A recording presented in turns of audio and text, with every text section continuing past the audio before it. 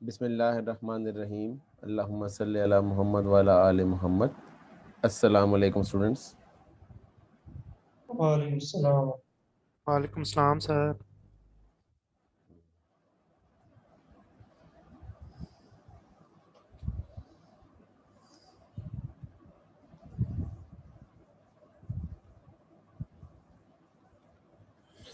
Okay जी, last class में कोई जो चीज़ें पढ़ी थी उसमें कोई कन्फ्यूजन है तो आप पूछ सकते हैं।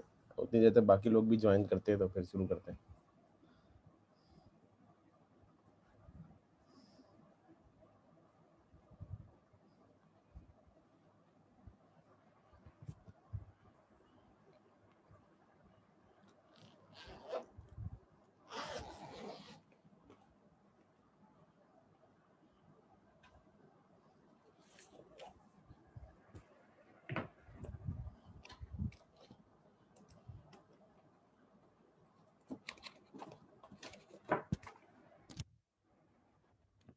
जी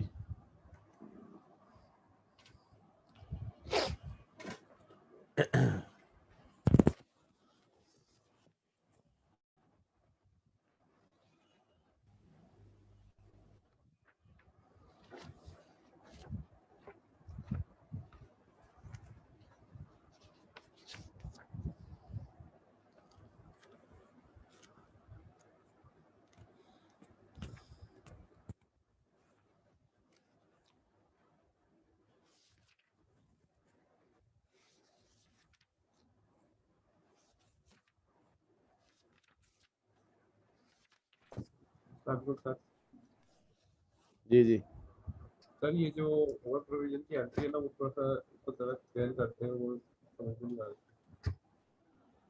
हाँ जी, देखिए इसको ना थोड़ा सा आसान बनाते हैं। हमने इसको मेरे ख्याल काफ़ी मुश्किल बना लिया है। इतना ये मुश्किल एरिया है नहीं। देखिए, जब आपने करंट ईयर की प्रोविज़न एस्टिमेट करनी होती है ना, यानी करंट ईयर की, तो आप ये देखते हैं कि जो एग्जिस्टिंग प्रोविज़न का अकाउंट है उसका डेबिट बैलेंस है या क्रेडिट बैलेंस है। ठीक है ना। मिसाल के तौर पे, अच्छा एक ना मैं ये चीज़ आपसे डिस्कस कर लूँ। जो आपके एमसीक्यू बैंक में एमसीक्यूज है ना, वो जब आप सॉल्व करेंगे ना तो आपके ये सारे कॉन्सेप्ट क्लियर हो जाएंगे। ओवर अंडर प्रोविजन के हवाले से जो कोई डेफिशिएंसी रह गई भी है ना, वो आप एमसी को जब सॉल्व करेंगे ना, इंशाल्लाह वो आपको मैं आज बताता हूँ कि आपने कैसे करने हैं। क्योंकि उसमें डेफर टेस्ट के भी काफ़ी ज़्यादा एमसीक्यूज है, तो वो जब डेफर टेस्ट हम पढ़ लेंगे ना तो फिर आप उसको जब कोई 20-22 के करीब एमसीक्यूज को सॉल्व करेंगे तो चीज़ें सारी क्लियर हो जाएंगी। लेकिन बहरहाल इसको दोबारा रिवाइज करते हैं कि जब आपने करंट ईयर की एंट्री पास करनी होती है ना, एंट्री यानी आपने एंट्री पास करनी है इनकम, भैया बल्कि एग्जांपल लेते हैं, एग्जांपल ले लेते हैं,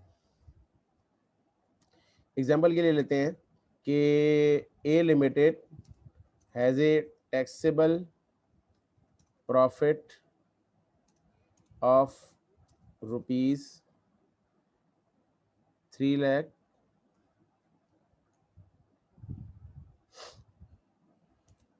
and applicable tax rate is 30%। ये एक एग्जांपल है। अच्छा इसको हम अब रिकॉर्ड करेंगे। इसका रिक्वायर्ड क्या है?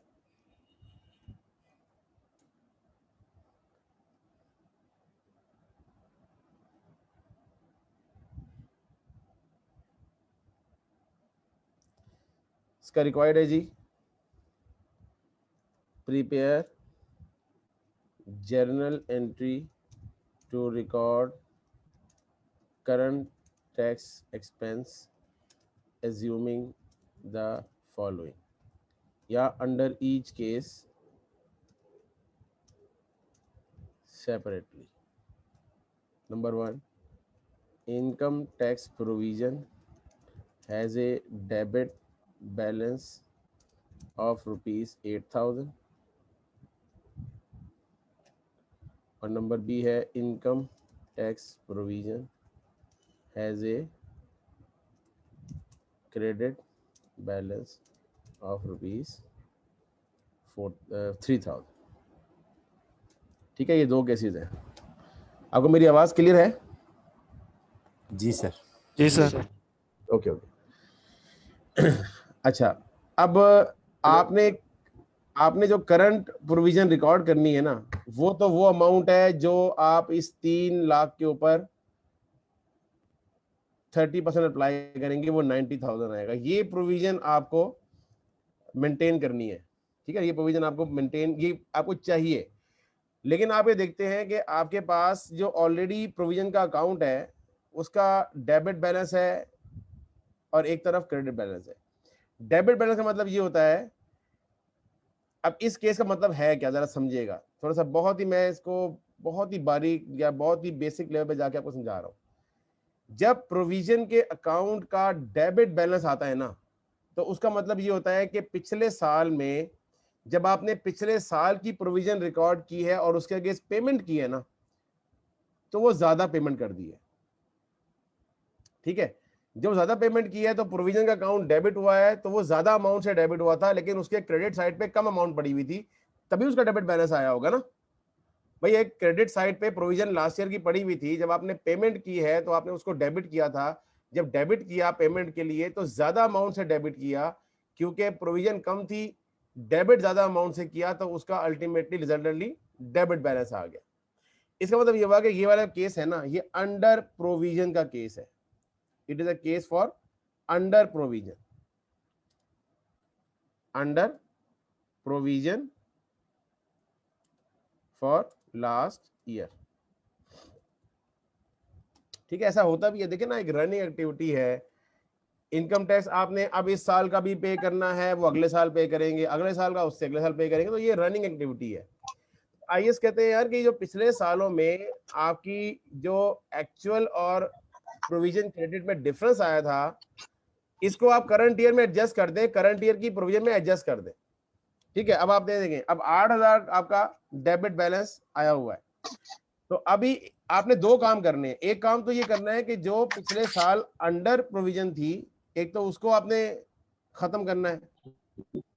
ठीक है, और दूसरा आपने करंट ईयर प्रोविजन रिकॉर्ड करना। तो मैंने क्या कहा था कि अगर क्रेडिट बैलेंस होगा, सॉरी डेबिट बैलेंस होगा, तो केस ए में, अंडर प्रोविजन के केस में, कि debit balance is added in current provision, और फिर आप एंट्री पास करेंगे। चलें जी, वो पास करें। Income tax expense debit. अच्छा, वो कैसे होगा जी? पहले करंट प्रोविजन निकालना है कितनी, वो है जी 3 लाख का 30%, दैट इज 90,000 सॉरी।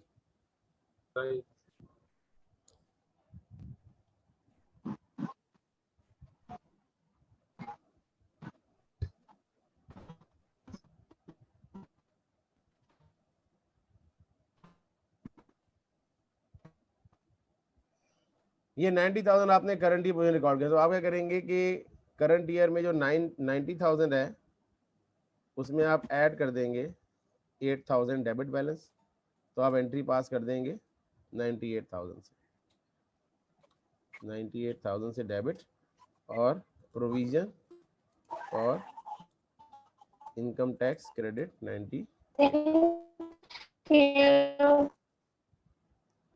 आपकी आवाज नहीं सही आ रही जी यासीन साहब। मैंने ये गुजारिश करनी थी, ये अंडर प्रोविजन है, लास्ट ईयर पहले ही ज़्यादा पेमेंट हो चुकी है जितना हमारा एक्सपेंस नहीं था, तो ये करंट ईयर एक्सपेंस में से लेस नहीं होनी सकती? नहीं, लास्ट ईयर देखें, लास्ट ईयर हमने ज़्यादा पेमेंट कर दी है, मतलब हमारा एक्चुअल हमने जो प्रोविजन बुक की थी ना वो कम की थी, तो लास्ट ईयर के अगेंस्ट जो हमने प्रोविजन कम बुक की थी ना, वो भी हमने इस साल उसका नुकसान पूरा करना है।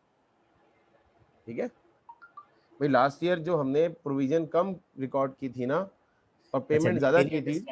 सॉरी सर, मैं आपको काट रहा हूँ। मेरी अंडरस्टैंडिंग ये बनी थी कि लास्ट ईयर हमने प्रोविजन बुक की, सपोज हमने 12,000 बुक की और हमने 20,000 पे कर दिया, तो 8,000 हमने ज़्यादा पे कर दिया। आप ये नहीं कह रहे, आप ये कह रहे हैं कि लास्ट ईयर प्रोविजन ही कम बुक की थी, एक ही बात और है ना, पेमेंट ज़्यादा करनी पड़ गई एक ही आपको बात बाद है, एक ही बात है ना। नहीं सर, वो थोड़ा डिफरेंट हो जाएगा ना। अगर केस ए में होगा कि आपकी प्रोविजन 12,000 थी और आपने पेमेंट 20,000 कर दी, तो इसका मतलब आपने एक्सेस पेमेंट कर दी है। हाँ सर दोनों हाँ जी, सिनेरियो हो सकते हैं ना, या तो प्रोविजन कम बुक हुई है या गलती हाँ से जी, पेमेंट ज्यादा हो गई।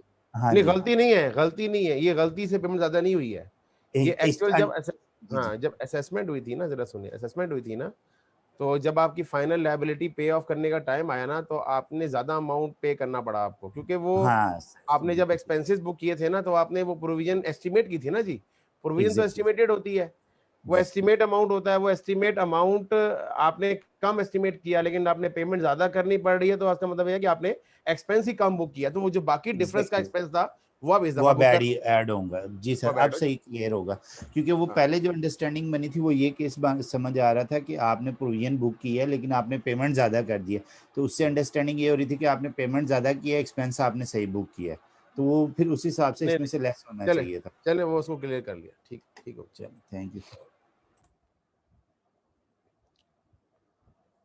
ओके, बी केस में क्या होगा कि बी केस में आपने, आपका क्रेडिट बैलेंस है प्रोविजन का, तो इसका मतलब आपने एक्सपेंस ज्यादा बुक किया हुआ है, लेकिन आपने पेमेंट कम की हुई है, तो ये क्या हो जाएगा, this is case of over provision. और यहाँ पे क्रेडिट बैलेंस आ जाएगा, तो वो क्या करेंगे, is deducted, credit balance is deducted in current provision. तो क्या हो जाएगा जी, ये बी केस है।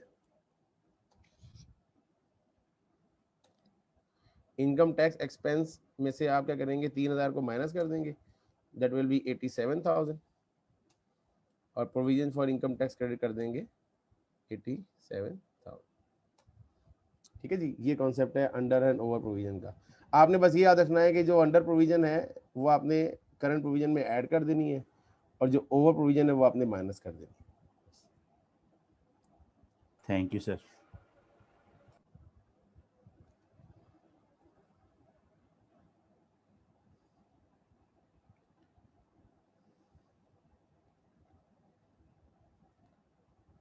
अच्छा, आगे चलने से पहले ना मैं एक चीज़ क्लियर कर दूं कि अगर किसी के शायद माइंड में ये है कि ये बुक बहुत मुश्किल चीज़ हम पढ़ने जा रहे हैं, तो वो पहले रिमूव करें। ये बड़ी सिंपल सी चीज़ें हैं, ठीक है। कुछ चीज़ें हम जब कोई मुश्किल टॉपिक, हमारा एक बैकग्राउंड में बना होता है ना कि यार ये मुश्किल टॉपिक है और पता नहीं कैसे समझ आ रहा है, तो वो ऑटोमेटिकली वो एक इसका प्रेशर भी होता है, ठीक है। जैसे अक्सर हम एग्जामिनेशन इन्वायरमेंट की बात करते हैं ना, तो एग्जामिनेशन इन्वायरमेंट में जब आप एक एग्ज़ाम देने जाते हैं, तो एक एग्ज़ाम का ऑटोमेटिक प्रेशर होता है, और उस प्रेशर में बाज़ औक़ात आप सिंपल क्वेश्चन जो है ना वो भी गलत करके आ जाते हैं, ठीक है। और ये होता है, ये नेचुरल चीज़ है, ये हर एक के साथ होता है, इसको थोड़ा मैनेज करना होता है बस। अब जो हमारा एरिया है जी, दैट इज डेफर्ड टैक्सेशन। अच्छा, ये बाकी क्वेश्चन आप लोगों ने कर लिए थे, इसमें कोई कंफ्यूजन तो नहीं है, इसमें इसके सोल्यूशन आपके पास होंगे। क्वेश्चन नंबर 3 का सोल्यूशन मैंने आपको ऑलरेडी दिया हुआ है, 4 का सोल्यूशन इसमें है, 5 चूंकि क्वेश्चन एग्जाम का है तो आपको एग्जाम का सोल्यूशन भी अवेलेबल होगा, ठीक है। तो ये तीनों सवाल सबने इस वक्त तक मुझे उम्मीद है कर लिए होंगे, क्योंकि कल का दिन ऑफ था, तो आप लोगों ने इस पर यूटिलाइज लाजमी किया होगा।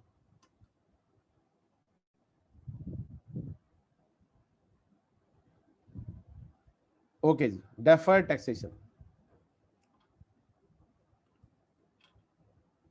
कोई सवाल है करंट टैक्स में, तो फिर पूछने में डेफर्ड टैक्स शुरू कर।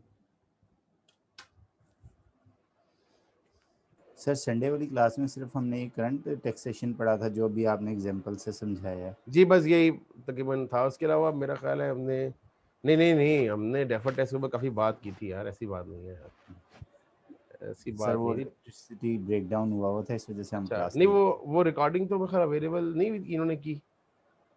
अच्छा नहीं सर, मेरा नहीं ख्याल। अच्छा, नहीं, उसमें चंगी भली हमने डेफर्ड टैक्स पे बात की थी, मुझे देखने दे क्या मैंने की थी, ये वाली बात थी। हाँ जी, इसमें भी कुछ डेफर्ड टैक्स की बात थी, ठीक है ना।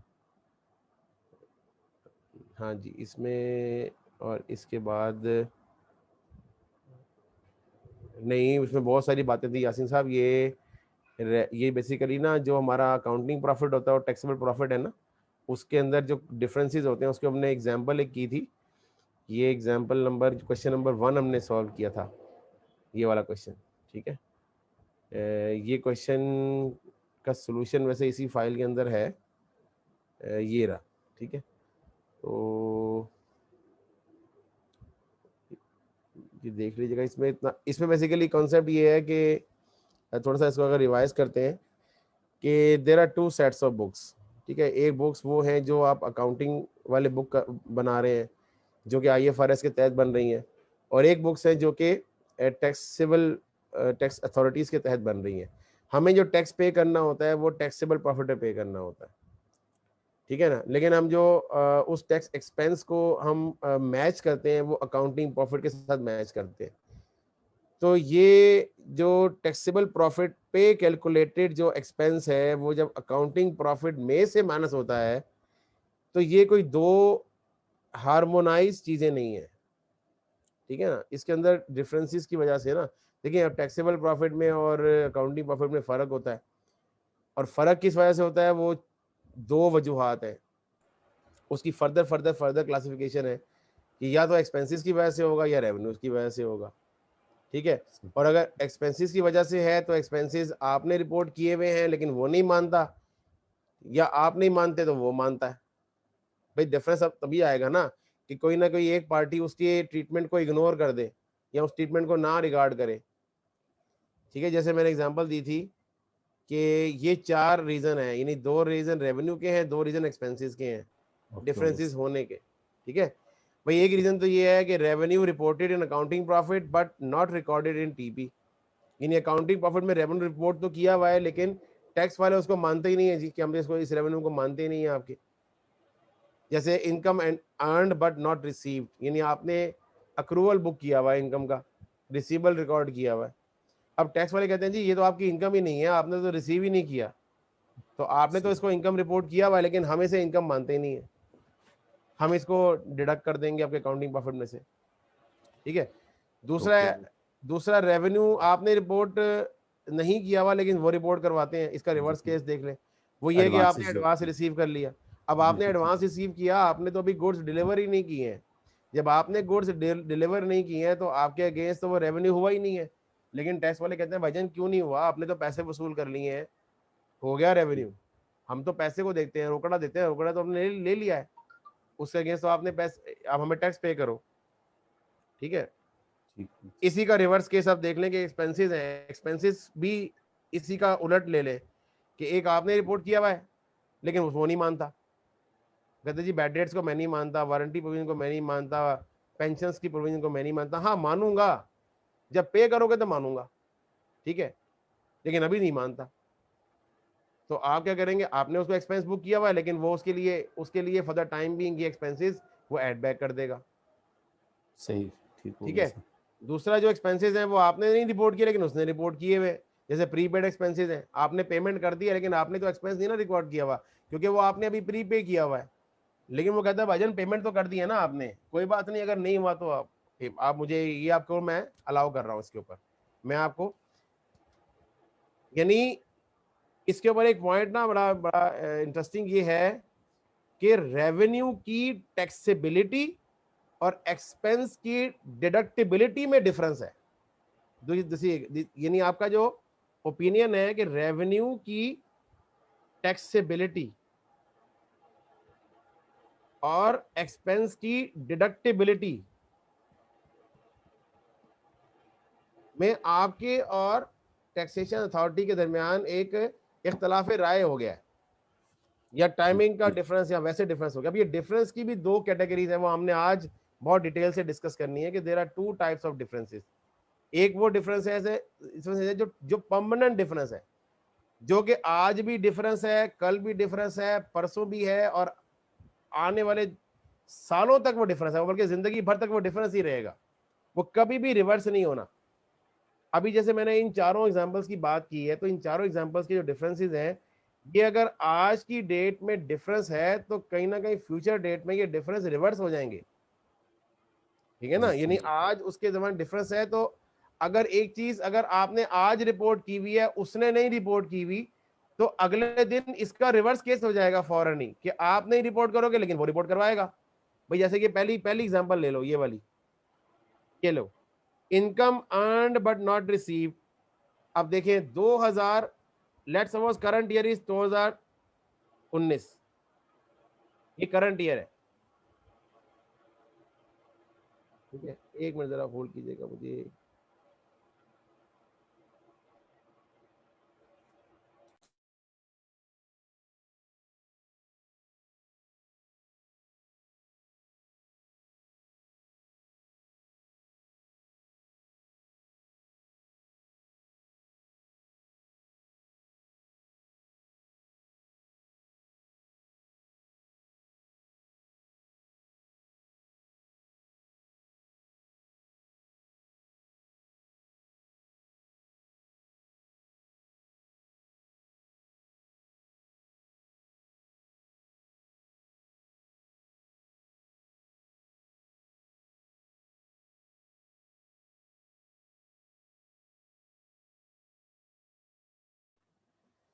जी, तो हम डिस्कस कर रहे थे कि 2019 की बात है। अच्छा, एक ना इसको न्यूमेरिकली जरा फिगर्स लगाते हैं ताकि आपको समझ आ जाए, ठीक है।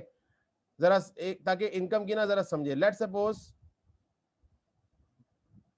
क्योंकि देखें सिर्फ थ्योरी पढ़ने से ना ये टैक्सेशन समझ में नहीं आएगा जब तक एग्जाम्पल नहीं करेंगे। एग्जाम्पल करेंगे, इस फिगर्स में उसको रिपोर्ट करेंगे तो आपको चीज समझ में आएगी। हम एक डाटा अज्यूम करते हैं, अकाउंटिंग प्रॉफिट हमें दिया हुआ है,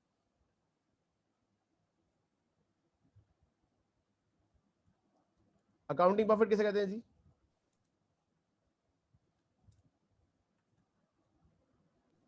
जो सर आपने फाइनेंशियल रिपोर्टिंग के तहत अपने बुक्स में प्रॉफिट निकाला होता है। नहीं, very good, profit before tax accounting profit कहते हैं, ठीक है। वो तो निकला तो ऑब्वियसली फाइनेंशियल रिपोर्टिंग स्टैंडर्ड के तहत ही होगा, लेकिन अकाउंटिंग प्रॉफिट को कहते हैं profit before tax.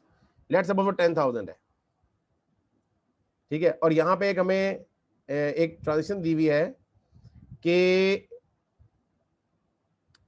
Commission of ₹1,000 was earned but not received,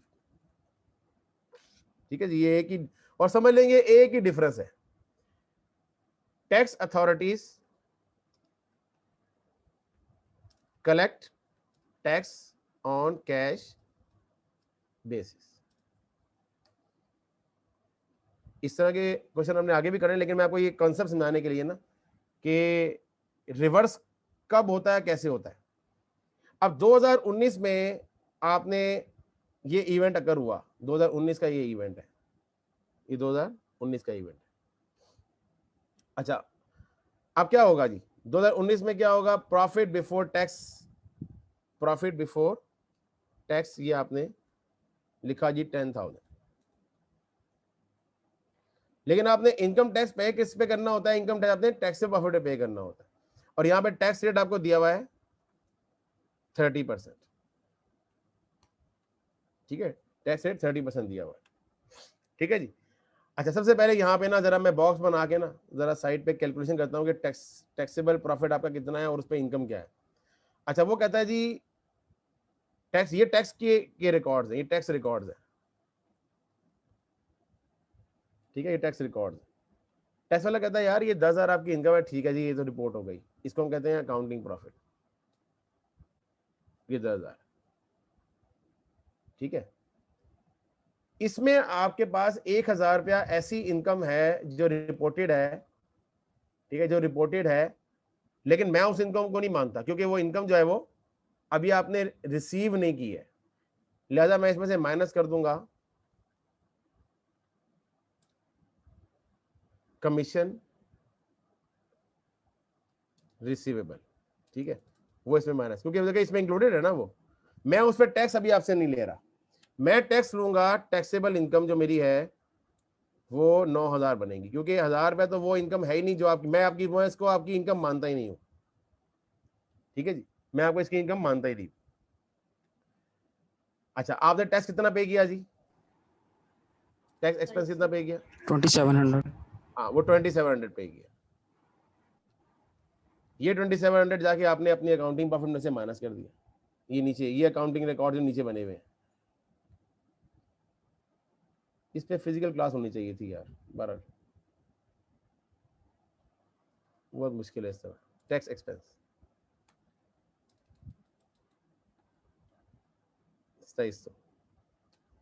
ठीक है, और ये नेट प्रॉफिट आ गया। वो कैश बेसिस पे कौन अपना टैक्स कैलकुलेट करते हैं?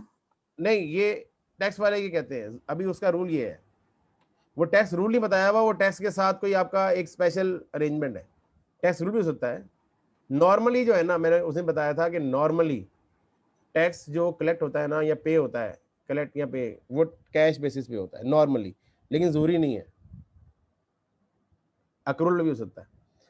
अच्छा, नेट प्रॉफिट कितना आया ये? 6,700 नहीं 6,300 है सर 7,300। 7,300 ओके, 7,300 आ गया। ले जी बेटा, ये प्रॉफिट आपका ईयर क्लोज हो गया। अब 2020 आ गया, 2020 आ गया। जब 2020 आ गया तो ये वाला जो कमीशन था वो आपने रिसीव कर लिया होगा ना? क्यों जी? जी सर। हाँ जी, कर लिया होगा। तो अब अज्यूम करते हैं कि अकाउंटिंग प्रॉफिट 2020 में भी 10,000 ही है, वहां भी प्रॉफिट बिफोर टैक्स 10,000 ही है, ठीक है। अब टैक्स वाले कहते हैं इसका बॉक्स में ना 19 का बॉक्स, ये 20 का बॉक्स नीचे बनाता हूँ, ये 2019 है, ये 19 है, और टैक्स रिकॉर्ड 2020 के नीचे बनने लगे हैं जी। ये टैक्स रिकॉर्ड 20 के बनने लगे हैं।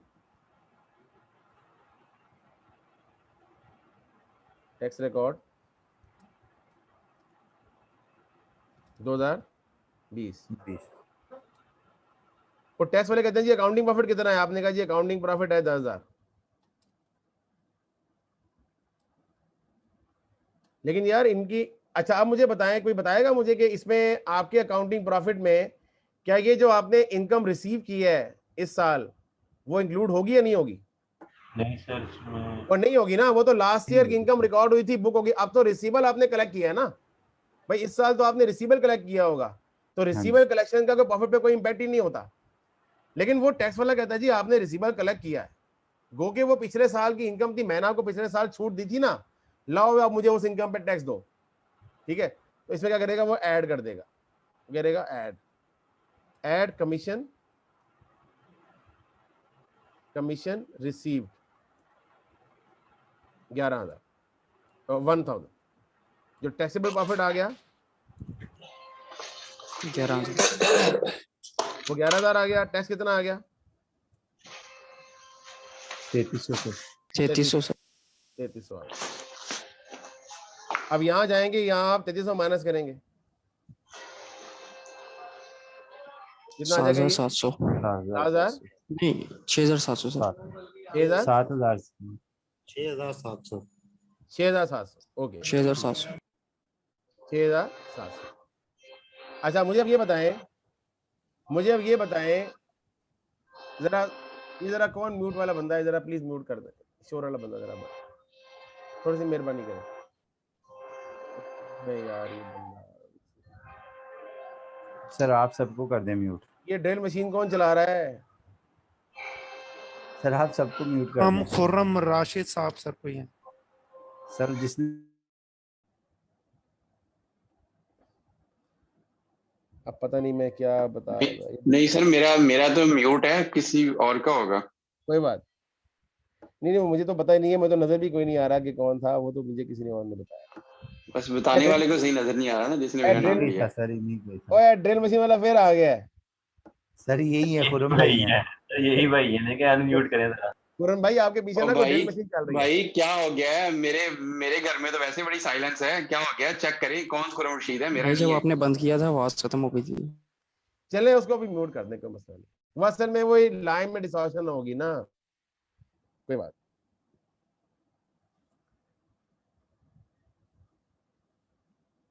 अच्छा अब मुझे ये बताएं कि अगर ये टैक्सेशन अथॉरिटीज और आपके दरमियान ये डिफरेंस होता ही ना, ठीक है ना, मेरा सवाल जरा गौर से सुनना है तो ताकि आपको कॉन्सेप्ट समझ में आएगा। अगर आपके और टैक्सेशन अथॉरिटीज की इनकम में डिफरेंस होता ही ना, तो उसके लिए टैक्सेबल इनकम ही 10,000 होती, तो वो इनकम 10,000 पे लेता, वो इनकम टैक्स 10,000 रुपये लेगा। अच्छा लेट्स से वो 10,000 रुपये टैक्स ले रहा है, तो 10,000 रुपये टैक्स बनता कितना है वैसे, अगर 10,000 टैक्सेबल इनकम हो, वो बनता है 3,000, वो 3,000 बनता है। अब देखिए एक 3,000 टैक्स बनता है, एक साल 3,000 से 300 रुपए कम टैक्स दिया है आपने, और अगले साल 300 रुपए ज्यादा टैक्स दे दिया। ठीक है, यानी जो एक डिफरेंस पहले साल क्रिएट हुआ था, उस डिफरेंस की वजह से जब इनकम टैक्स एक्सपेंस कम हो गया, अगले साल उसी डिफरेंस जब रिवर्स हुआ, उसका उलट ट्रीटमेंट हुआ, तो आपको उतने से ज्यादा टैक्स पे करना पड़ गया। ठीक है ना, एक साल आपने टैक्स रिलीफ लिया जितने से, अगले साल उतने से ही आपने टैक्स ज्यादा पे किया। तो ये वो डिफरेंस है अकाउंटिंग और टैक्स प्रॉफिट के अंदर, जो डिफरेंस रिवर्स हो जाएगा इन फ्यूचर। ठीक है, इस तरह के जितने भी डिफरेंस है ना आगे, ये सारे केसेस हैं, उनमें यही होगा कि अगर आज एक डिफरेंस क्रिएट हुआ है तो उसने कल के दिन रिवर्स होना है। अच्छा, अब कोई मुझसे सवाल, एक बच्चे ने मुझसे सवाल किया कि सर ये जो कमीशन रिसीवेबल है, अगर ये अगले साल पूरा रिसीव ना हो, 2021 में भी कुछ पोर्शन रिसीव हो, तो तब भी मेरा आंसर यही होगा कि अगर आज 300 रुपए का आपने कम टैक्स पे किया है, तो फ्यूचर में जब तक टोटल कलेक्टिविटी 1,000 की नहीं हो जाती, आपको 300 रुपए टैक्स ज्यादा पे करना पड़ेगा। ठीक है, अब चाहे वो 2 हिस्सों में कलेक्ट हो, अगले साल कलेक्ट हो जाए, या 5 साल तक कलेक्ट होता रहे। ठीक है ना, तो टोटल जो सर आपको सर इससे अगर टैक्स स्लैब चेंज हो रही हो, मींस नहीं अपर अभी वाली जा रही मेरी है। बात सुनो, अभी वो अभी उसी की बात कर रहे हैं, यानी हम टैक्स रेट्स एज्यूम कर रहे हैं कि फिक्स ही रहेगा। वो बिल्कुल एक कॉम्प्लेक्सिटी है जो आप ऐड करेंगे बाद में जाके, कि अगले साल टैक्सेशन रेट 30% के बजाय 40% हो गया या 20% हो गया, तो क्या करेंगे, वो भी एक पॉइंट डिस्कशन है। लेकिन वो अभी हम एज्यूम कर रहे हैं कि टैक्स रेट चेंज नहीं हो रहा। ठीक है, तो जितने से पहले साल टैक्स रिलीफ मिला था, सेम उसी अमाउंट से अगले साल टैक्स आपको ज्यादा पे करना पड़ गया। ठीक है, तो ये डिफरेंसेस क्या है, ये टेम्पररी डिफरेंस कहलाते हैं। अभी इसके ऊपर हम थोड़ी सी बात करते हैं, लेकिन मैं डेफर्ड टैक्स पढ़ाने के लिए ना, मैं पहले कोई टर्मिनोलॉजी इंट्रोड्यूस नहीं करवाता। मैं पहले आपको सिंपल सा एक केस समझाऊंगा, और उस केस के अंदर उसकी न्यूमेरिकल एग्जांपल के थ्रू आपको जब मैं डेफर्ड टैक्स कैलकुलेट करवाऊंगा ना, तो that will be very much clear. और सारा आपको जनरल एंट्री भी करवाऊंगा उसकी, क्या देखें अब इसकी जनरल एंट्री क्या होगी, अब इसकी जनरल एंट्री क्या होगी। और वही बात, फाइनेंशियल रिपोर्टिंग के लिए जितनी भी जनरल एंट्रीज हैं वो आप साथ साथ करते रहेंगे ना, तो आप इजीली चीजों को अंडरस्टैंड कर लेंगे। जी यासीन साहब, तो नमाज का ब्रेक कर लें, उसके बाद डेफर्ड हाँ टैक्सेशन स्टार्ट कर जी देते जी हैं। जी, चलें जी, नमाज का ब्रेक ये 10 मिनट कर लें। हाँ ठीक है सर। ओके जी।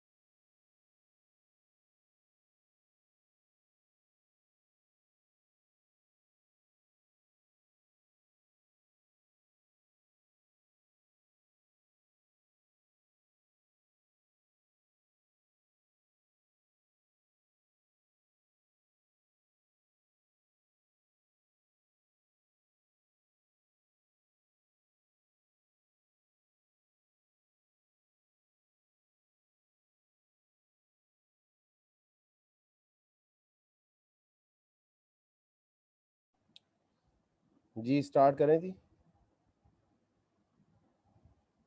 जी सर स्टार्ट करें।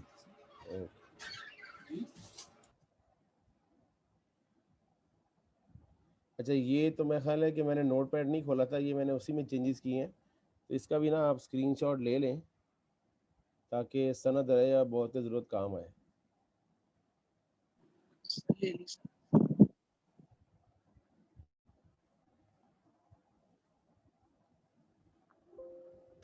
ओके ये क्या हो रहा है?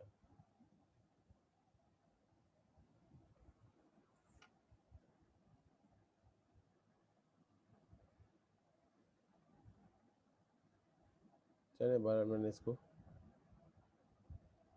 ओके जी। सर वो जो 3 क्वेश्चन आपने दिए थे उनके सोल्यूशन सर शेयर कर दिए आपने शेयर ड्राइव पे? उसमें उसमें सोल्यूशन की ज़रूरत ही नहीं है, वो आंसर मैंने दिए हुए हैं, वही आंसर है अच्छा ठीक। जो उसके नीचे आंसर दिए हुए ना। अगर आपका वो आंसर नहीं आ रहा तो आप डिस्कस करें।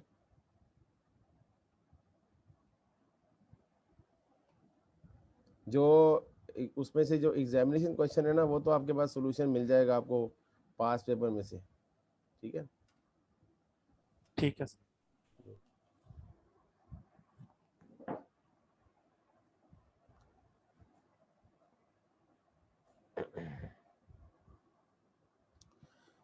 ओके जी, अब हम बात करते हैं डेफर टैक्स की। लेकिन डेफर टैक्स को एज अ होल अगर हम स्टडी करना चाहेंगे, उसके लिए आपको छोटे छोटे कॉन्सेप्ट पहले सीखने पड़ेंगे, ठीक है। उसमें से एक कॉन्सेप्ट हम डिस्कस करते हैं, वो कहलाता है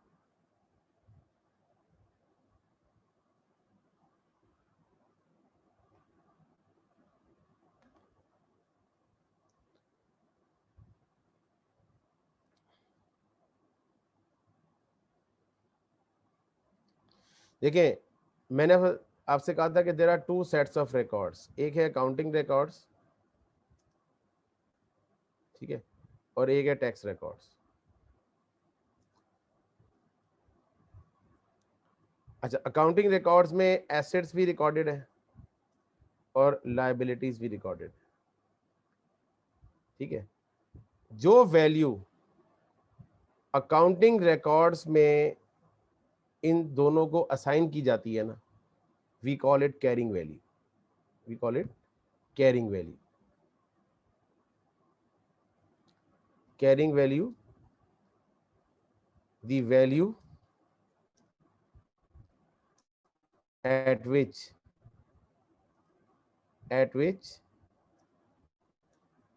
an item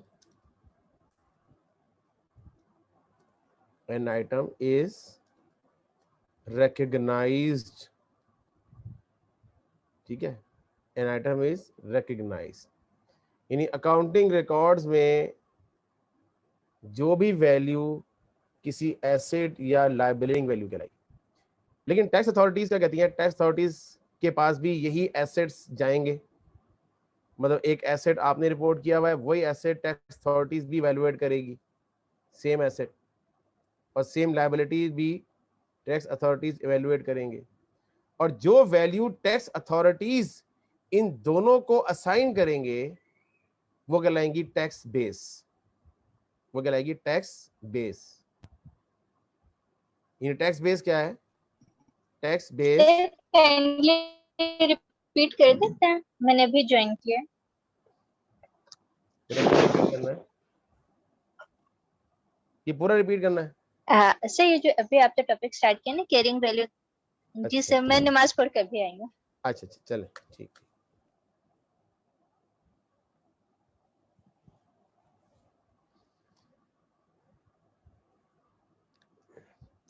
मैं अभी इधर लिख लूँ, फिर एक्सप्लेन करता हूँ, ठीक है। मैं इधर इसकी डेफिनेशन लिख लूँ।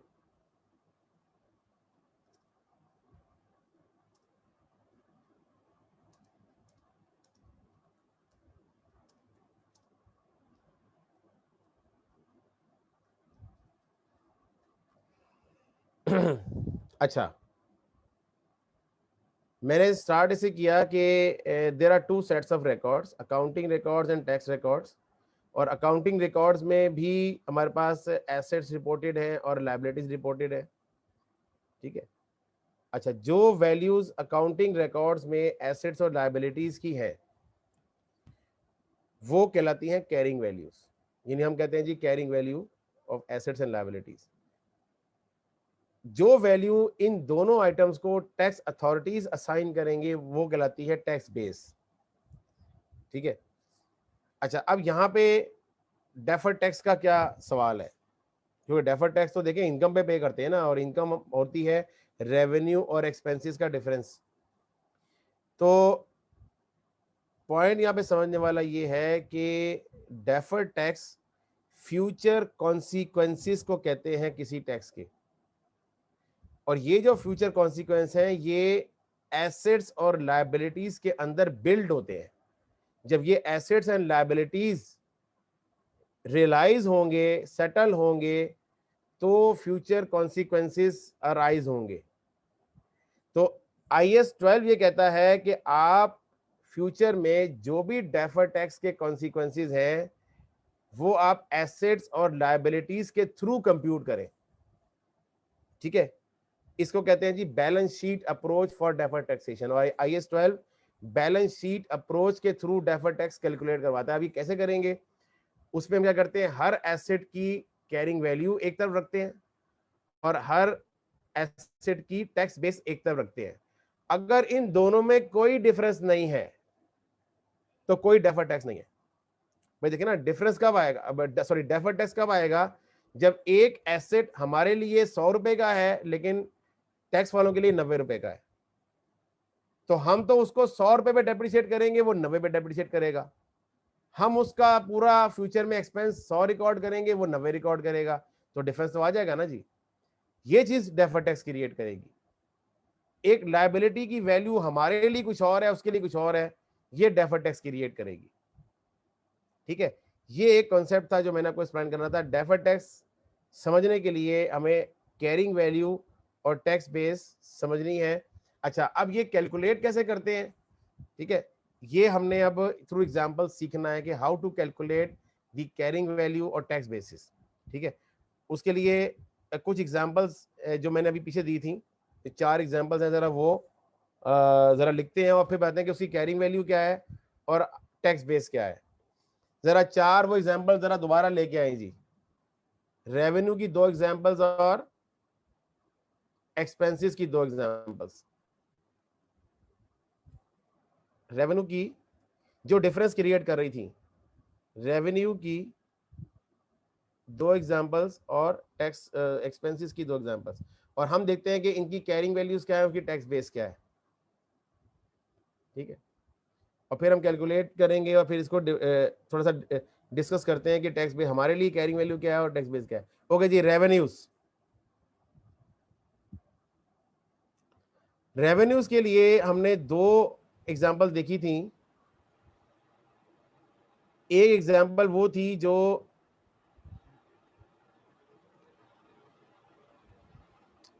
एक थी अनअर्न्ड इनकम और एक थी इनकम रिसीवेबल। ठीक है, अच्छा जरा इसको थोड़ा सिंप्लीफाई करते हैं। अनअर्न्ड इनकम AP और TP, ये भी लिख लें AP और TP। अनअर्न्ड इनकम, आपने इनकम रिकॉर्ड की है अकाउंटिंग प्रॉफिट में, आपने इनकम रिकॉर्ड नहीं की। No sir. लेकिन टैक्स पर्पस के लिए वो इनकम है, ऐसी है ना जी? जी ऐसे ही है। ओके, इनकम रिसीवेबल, आपने इनकम रिकॉर्ड किया है लेकिन टैक्स के लिए वो इनकम नहीं है सर। नहीं है। ये बात समझ में आ रही है? बड़ी सिंपल सी, मैं बहुत सिंपल से लेके चल रहा हूँ। अभी तो मैंने वैल्यू असाइन ही नहीं की है इसको, मैं इसको नंबर असाइन करूंगा, फिर मैं उसके against carrying value tax base निकलवाऊंगा आपसे। लेकिन पहले मैंने आपको ये चीज बता दी कि अनअर्न्ड इनकम अकाउंटिंग प्रॉफिट के अंदर इनकम नहीं है, टैक्स प्रॉफिट के अंदर इनकम है।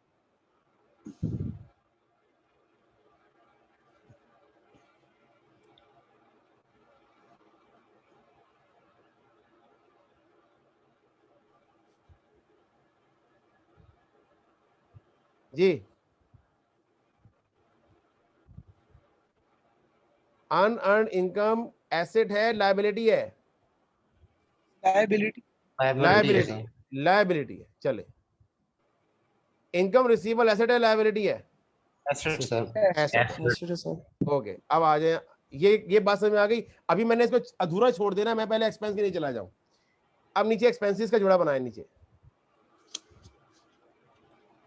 ओके, एक्सपेंसेस देखें, ये जो स्लाइड बना रहा हूं ना, ये बहुत की स्लाइड है डेफर टैक्स के लिए, लिहाजा इस पे कंसंट्रेशन रखें। और जिनका नेटवर्क कनेक्टिविटी का मसला है वो थोड़ा सा रिजॉल्व कर ले, ठीक है? क्योंकि ये चीज़ वो जो है ना, बाहर में एक्सप्लेन कर दूंगा, नोट वरी, मैं हूँ यहाँ दोबारा एक्सप्लेन करने के लिए, लेकिन थोड़ा सा फिर ना वो चीज़ उसका वो फिर कंसंट्रेशन नहीं रहती। Okay, expenses. अच्छा, अब भी मैं इसके दो एरियाज थे ना, दो एरियाज एक्सपेंसेस के अंदर भी। जरा आए, आपने एक्सपेंस बुक किया, आपने प्रोविजन रिकॉर्ड की, प्रोविजन फॉर डाउटफुल डेट्स, और आपने प्रीपेड एक्सपेंसेस। अच्छा, अब आ जाए वही एपीटीपी लिखें, पूरा एक सिमेट्री बनाएंगे, एपी और टीपी, और यहां पे भी लिखें एपीटीपी।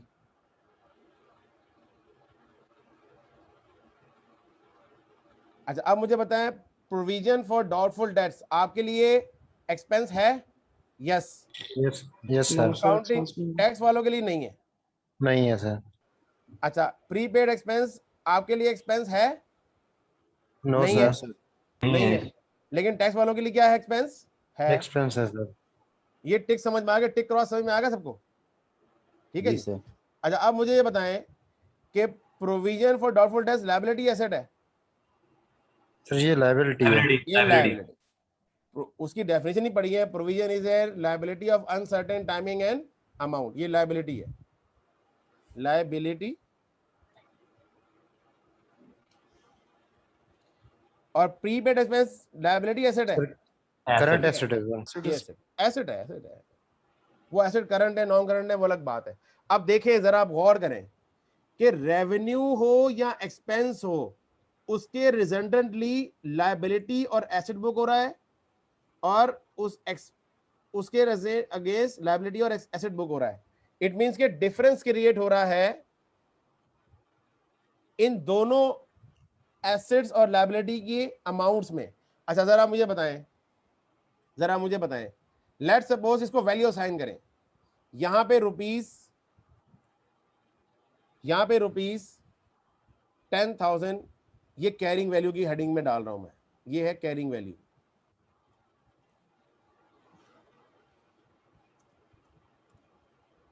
ये कैरिंग वैल्यू है, और ये एक कॉलम बना रहा हूं टैक्स बेस का, एक कॉलम बना टैक्स बेस का। अच्छा, अब आपने ये लायबिलिटी बुक की है, आपने ये लायबिलिटी बुक की है जी, पहली वाली अनअर्न्ड, तो आपके लिए तो लायबिलिटी है ना? जी सर। बात समझ में आ रही है ना? लेकिन क्या ये लायबिलिटी टैक्स वाले मानते हैं? No sir. वो मानते नहीं है, क्योंकि उन्होंने तो उस पूरी की पूरी इनकम को पे टैक्स ले लिया आपसे, ठीक है? उस पूरी इनकम से पे टैक्स, तो उसके लिए टैक्स बेस क्या है? नील, जीरो, कोई टैक्स बेस नहीं है उसके लिए, क्योंकि वो तो लायबिलिटी को मान नहीं रहा, वो तो उस पे सारा का सारा टैक्स ले रहा है। देखेंगे टिक लगाया हुआ है मैंने टैक्स टीपी के ऊपर, ठीक है? ये करंट रिपोर्ट कीजिएगा। हाँ, जब आपने 10,000 रुपए की अनअर्न्ड इनकम बुक की ना, तो आपने उसको लायबिलिटी रिकॉर्ड किया, ठीक है? लेकिन ये लायबिलिटी जब आप टैक्सेशन अथॉरिटी के पास लेके गए, तो वो कहने लगा यार ये तो लायबिलिटी तो आपने तो बुक किया, लेकिन मैंने तो उस पर टैक्स चार्ज कर लिया है आपसे, मेरे लिए तो लायबिलिटी है ही नहीं, मेरे तो ये लायबिलिटी है ही नहीं, मैं तो लायबिलिटी मानता ही नहीं इसको, तो मैं तो उसको कोई वैल्यू साइन ही नहीं करूंगा। भाई मेरे लिए लायबिलिटी उस वक्त होती जब मैंने इस पर टैक्स ना लिया होता, मैंने तो इस पर टैक्स ले लिया है, ठीक है ना? तो उसकी टैक्स बेस नील है, जीरो है। अच्छा, अब यहां पे आ जाए, आपने 5,000 रुपए की इनकम रिकॉर्ड की है, ठीक है जी? 5,000 की जो है वो एसेट एसेट इनकम रिकॉर्ड किया ना, एसेट बुक किया है, लेकिन आपने अभी कैश वसूल नहीं किया। जब कैश वसूल नहीं किया तो ये एसेट आपने बुक कर लिया, ठीक है। वो कहता है जी कि ये जो एसेट है मैं इस एसेट को मानता ही नहीं हूं, ठीक है जी, मैं इस एसेट को मानता नहीं हूं, अभी नहीं मानता। हाँ, जब इसके अगेंस्ट आप कलेक्शन रिसीव करोगे ना, पैसे रिसीव करोगे। जी जी, जिसने हैंड रेज किया है। सर ये आपने टैक्स बेस नील लिखा है, ये थोड़ा कंफ्यूज कर रहा है, हालांकि वो टैक्स चार्ज कर रहा है, टैक्सेबल इनकम ले रहा है, नहीं टैक्स कर रहा है। नहीं, इनकम की बात ना करें, लायबिलिटी की बात करें। लाइबिलिटी वही सर, उस पे वो टैक्स जो है ना वो चार्ज कर रहा है, उसको टैक्स में शामिल कर रहा है। नहीं, ऐसा ही है ना सर? इस लायबिलिटी के अगेंस्ट वो ऑलरेडी टैक्स चार्ज कर चुका है, ठीक है ना। पिछले साल वो कर चुका है। नहीं, इसी साल की बात हो रही है ये। लेकिन वो सर आप टैक्स बेस नील लिख रहे हैं ना, लेकिन वो चार्ज कर रहा है, तो वो थोड़ा सा बीच में कंफ्यूज हो रहा है। हाँ, चले मैं इसको और सिंपलीफाई, चले इसको एक मिनट इस चीज को थोड़ा मैं और सिंपलीफाई करता हूँ। ये मैं एग्जांपल अभी इसको वैल्यू असाइन नहीं कर रहा, लेकिन ये जो टिक क्रॉस में सबको आ गया। जी सर, ये आ गया, ये आ गया, बस ठीक है, इतना ठीक है। चले अब मैं इसको जरा थोड़ा सा और अंदाज से लेके चलता हूँ, क्योंकि ऑनलाइन है ना, ऑनलाइन में जरा थोड़ा सा मुझे सिंपलीफाई लेके चलना पड़ेगा। ओके जी, there are two types of differences. अब मैं बजाय ये कि टैक्स बेस कैलकुलेट करवाऊं, मैं पहले आपको डिफरेंसेस के अंदर मजीद को थ्योरी बता देता हूं कि there are two types of differences.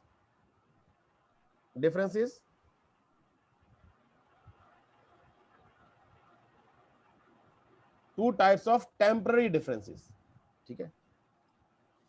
Temporary differences, भाई परमानेंट डिफरेंस तो परमानेंट ही है ना, वो आज भी डिफरेंस है और कल भी डिफरेंस है। लेकिन टेम्पररी डिफरेंस जो है वो दो तरह का है।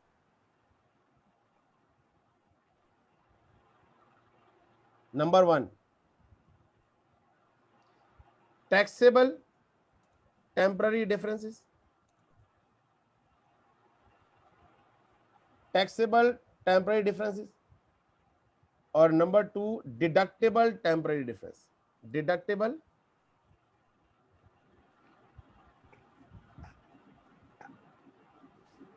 Temporary difference. ओके, डिफरेंस दो तरह के हैं। नंबर 1, टैक्सेबल टेम्पररी डिफरेंस, और नंबर 2, डिडक्टेबल टेम्पररी डिफरेंस। अब इसकी बड़ी आसान सी डेफिनेशन, टैक्सेबल टेम्पररी डिफरेंस वो डिफरेंस है which makes future या which creates more tax in future, which creates more tax in future। ऐसा डिफरेंस जिस डिफरेंस से आज तो टैक्स पे नहीं करना पड़ा, लेकिन आने वाले दिनों में जब ये डिफरेंस रिवर्स होगा तो ज्यादा टैक्स पे करना पड़ेगा। आज टैक्स की बचत हो गई, लेकिन फ्यूचर में टैक्स देना पड़ेगा। अभी मैं आपको इसको आइडेंटिफाई करवाता हूं कि इसमें से ये अगर 1 है, ये 2 है, ये 3 है और ये 4 है, तो इसमें से कौन सा डिफरेंस जो है वो टैक्सेबल होगा। चले मैं अभी एक्सप्लेन करता हूँ, लेकिन पहले मैं डिडक्टेबल डिफाइन कर लूँ। अच्छा, जरा मुझे बताएगा कि डिडक्टेबल डिफरेंस की डेफिनेशन क्या होगी कि which creates less tax in future। बस यही इसकी डेफिनेशन है कि taxable difference is the difference that creates more tax in the future, and deductible difference is a difference that creates less tax in the future। ये वाली बात clear सबको हो गई। अच्छा, अब इसकी एग्जांपल मैं यहां पे कोड करूंगा, देखिएगा। अब मैं इसको 1 by 1 लेता हूं और यहां पे इसको टैग करूंगा। ओके, मैं कैसे टैग करूंगा जी इसको, देखिएगा मैं टैग कैसे करूंगा कि यहां पे मैं लिखूंगा 4 5 6 और 7 और 8, और मैं इसको अटैच करूंगा नंबर को, लाइन से अटैच करूंगा।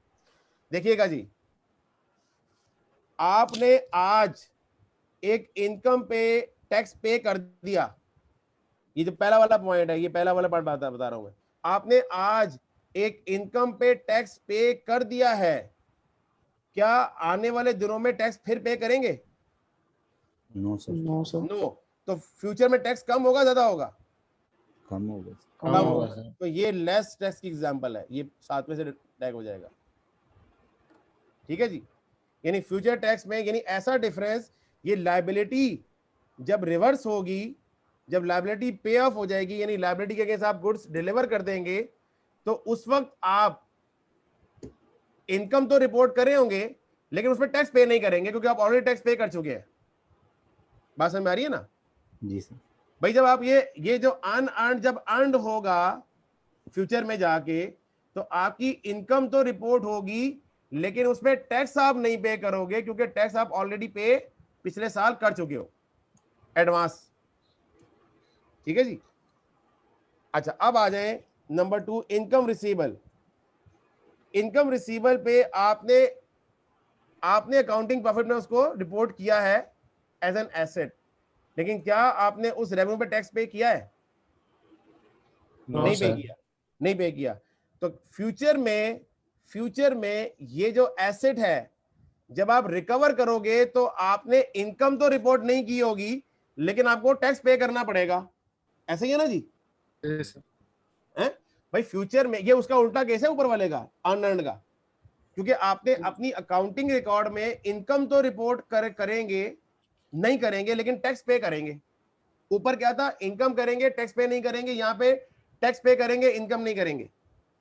ठीक है जी। तो ये क्या है, फ्यूचर में टैक्स ज्यादा होगा कम होगा? ज्यादा होगा सर। ज्यादा होगा। तो ये 2 की एग्जांपल करेक्ट होगी 5 के साथ। यानी ये ऐसा डिफरेंस है जो फ्यूचर में ज्यादा टैक्स लेके आएगा, ज्यादा टैक्स लेके आएगा। बात समझ में आ रही है ना? मैं जो पेयर बना रहा हूं ना लाइन से, ये बड़े इंपॉर्टेंट पेयर्स हैं, 1 और 7, 2 और 5। मैंने पहले आपके सामने इन आइटम्स को एक्सप्लेन किया, उनका एपी टीपी एक्सप्लेन किया कि एपी में यस है, टीपी में नो है। जरा इसको एक्सप्लेन भी करें, मैं दोबारा एक्सप्लेन करता हूं, ये दोबारा मैं इसको रिपीट कर रहा हूं। देखिएगा, अनअर्न्ड इनकम एक लायबिलिटी है, आपने इनकम रिपोर्ट नहीं की, आप कौन है? अकाउंटिंग रिकॉर्ड है, इनकम रिपोर्ट नहीं की लेकिन उस पर टैक्स पे कर दिया। फ्यूचर में जब आप ये एक्चुअली गुड्स डिलीवर करोगे तो आप इनकम तो रिपोर्ट करोगे लेकिन टैक्स पे नहीं करोगे, तो फ्यूचर में टैक्स बच जाएगा, तो फ्यूचर में कम टैक्स आ जाएगा ना जी। ठीक है, तो ये लेस टैक्स इन फ्यूचर आएगा, यानी ऐसा डिफरेंस कहलाएगा डिडक्टेबल टेम्पररी डिफरेंस। अच्छा, दूसरा, इनकम रिसीवेबल आपने बुक की है, आपने इनकम रिकॉर्ड कर ली है लेकिन टैक्स पे नहीं किया। जब आप अगले साल एक्चुअली रिसीव करोगे तो आप इनकम तो रिकॉर्ड नहीं करोगे लेकिन टैक्स पे करोगे। जब टैक्स पे करोगे तो ज्यादा टैक्स पे हो जाएगा, इनकम के मुताबिक इनकम उतनी होगी नहीं लेकिन टैक्स अमाउंट ज्यादा होगा, तो more tax in the future. ये बात समझ में आ गई?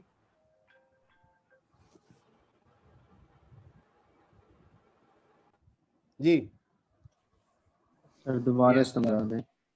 हाँ, दोबारा समझा दें। अनअर्न्ड इनकम की आपने एंट्री क्या पास की है? जरा एंट्री पास करवाएं।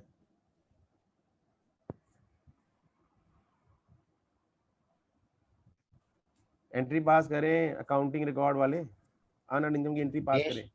डेबिट होगा, हाँ, ये आपने इनकम रिकॉर्ड की है, अकाउंटिंग प्रॉफिट में इनकम रिकॉर्ड हुई है?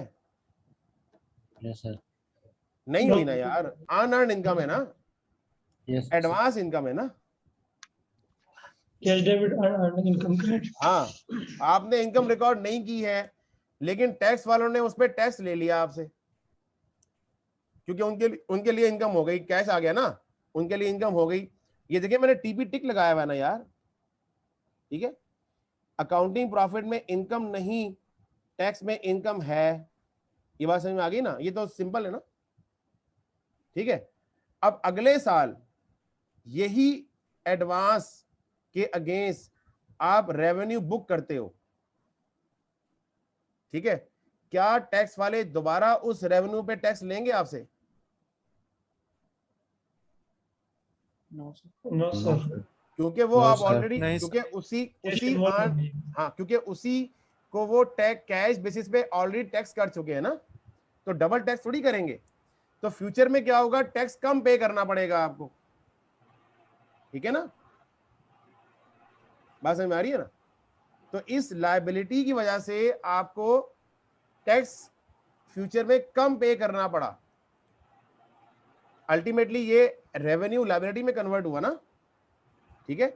ये रेवेन्यू रिलेटेड है ना, रेवेन्यू से लिंक है ना ये, ठीक है जी। क्लियर हुआ जी? जी सर। ओके, कोई सवाल यहां तक? 117 और 25 में कोई सवाल?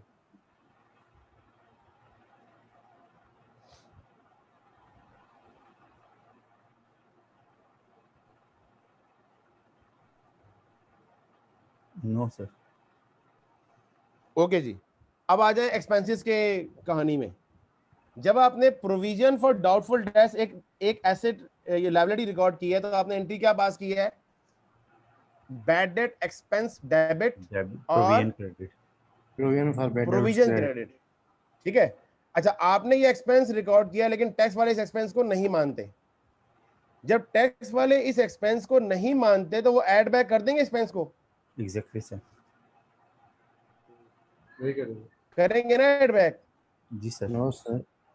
करेंगे ऐड बैक करेंगे तो आपसे ज्यादा टैक्स लेंगे, कम टैक्स लेंगे? ज्यादा टैक्स लेंगे। ज्यादा टैक्स लेंगे। ज्यादा लेंगे ना टैक्स, अभी ज्यादा ले लेंगे। फ्यूचर में एक्चुअली राइट ऑफ करोगे इस प्रोविजन के अगेंस्ट, एक्चुअली राइट ऑफ करोगे, ये लायबिलिटी जब कम होगी तो क्या आप फिर भी आपसे दोबारा वो टैक्स लेंगे एक्सपेंसेस पे? फिर भी दोबारा ऐड बैक करवाएंगे? फिर तो ऐड बैक नहीं ना करवाएंगे उसको। No sir. लेकिन वहां आप उसको वहां एक्सपेंस रिपोर्ट नहीं करोगे आप, भाई आप ऑलरेडी एक्सपेंस रिपोर्ट कर चुके हो ना, दोबारा एक्सपेंस रिपोर्ट नहीं ना करोगे। तो इस डिफरेंस की वजह से क्या होगा, फ्यूचर में टैक्स आपको कम देना पड़ेगा। यस, तो ये 3 का जोड़ा बनेगा 8 के साथ।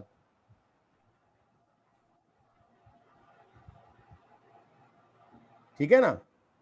अब आप हाँ देखिए, आज आपने एंट्री पास की है बैड डेट एक्सपेंस डेबिट और प्रोविजन क्रेडिट।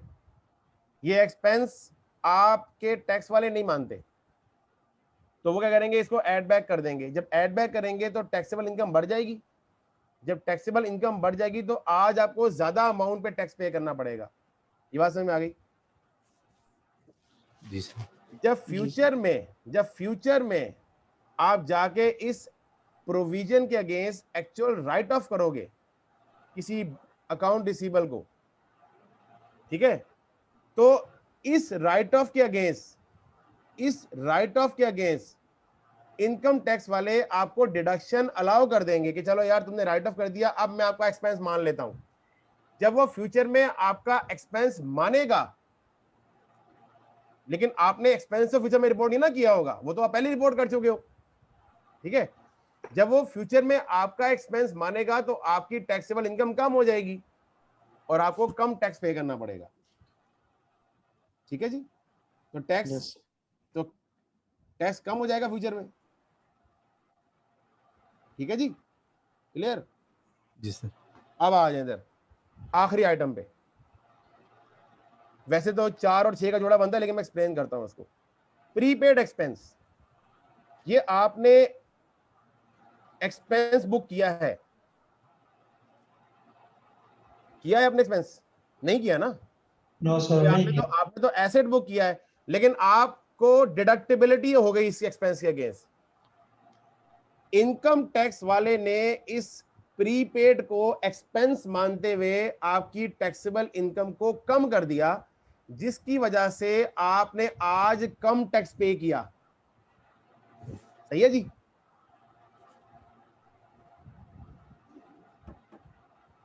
हाँ जी जी सर। हाँ, इनकम टैक्स वाले ने इस पेमेंट को टैक्स डिडक्टेबल मानते हुए टैक्सेबल इनकम को रिड्यूस किया और आज की डेट में इसको एक्सपेंस मान के आपकी टैक्सेबल इनकम को कम किया और टैक्स कम कर दिया।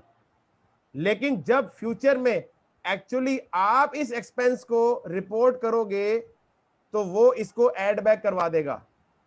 क्यों? कि वो इसको पहले ही डिडक्ट करवा चुका है पहले, ठीक है ना। जब आप एक्चुअली इस एक्सपेंस को रिपोर्ट करोगे तो वो कहेगा जी मैं तो इसको पहले ही डिडक्शन अलाउ करवा चुका हूं, मैं इसको अब इसके अगेंस्ट कोई डिडक्शन नहीं अलाउ करूंगा, तो इसको ऐड बैक कर दो। जब वो उसको ऐड बैक करेगा तो क्या होगा? टैक्स फ्यूचर का बढ़ जाएगा। ऐसे होगा ना जी सर, ये कम नहीं हो जाएगा क्योंकि इसमें तो ऑलरेडी करंट में इसका मेरी बात नहीं बढ़, एक मिनट दोबारा सुन। रिचार्ज मेरे ख्याल में 8 के साथ लिंक है और ये 3-6 के साथ लिंक है। तो बच ही गया ना। ओ नहीं यार, ऐसे नहीं। दोबारा सुने। प्रीपेड एक्सपेंस, आपने एक्सपेंस बुक किया है? No sir. नहीं किया। जब आपने एक्सपेंस बुक नहीं किया लेकिन टैक्स वाले उसको एक्सपेंस मान रहे हैं, जिससे क्या होगा? आपकी टैक्सेबल इनकम कम हो जाएगी। हो जाएगी।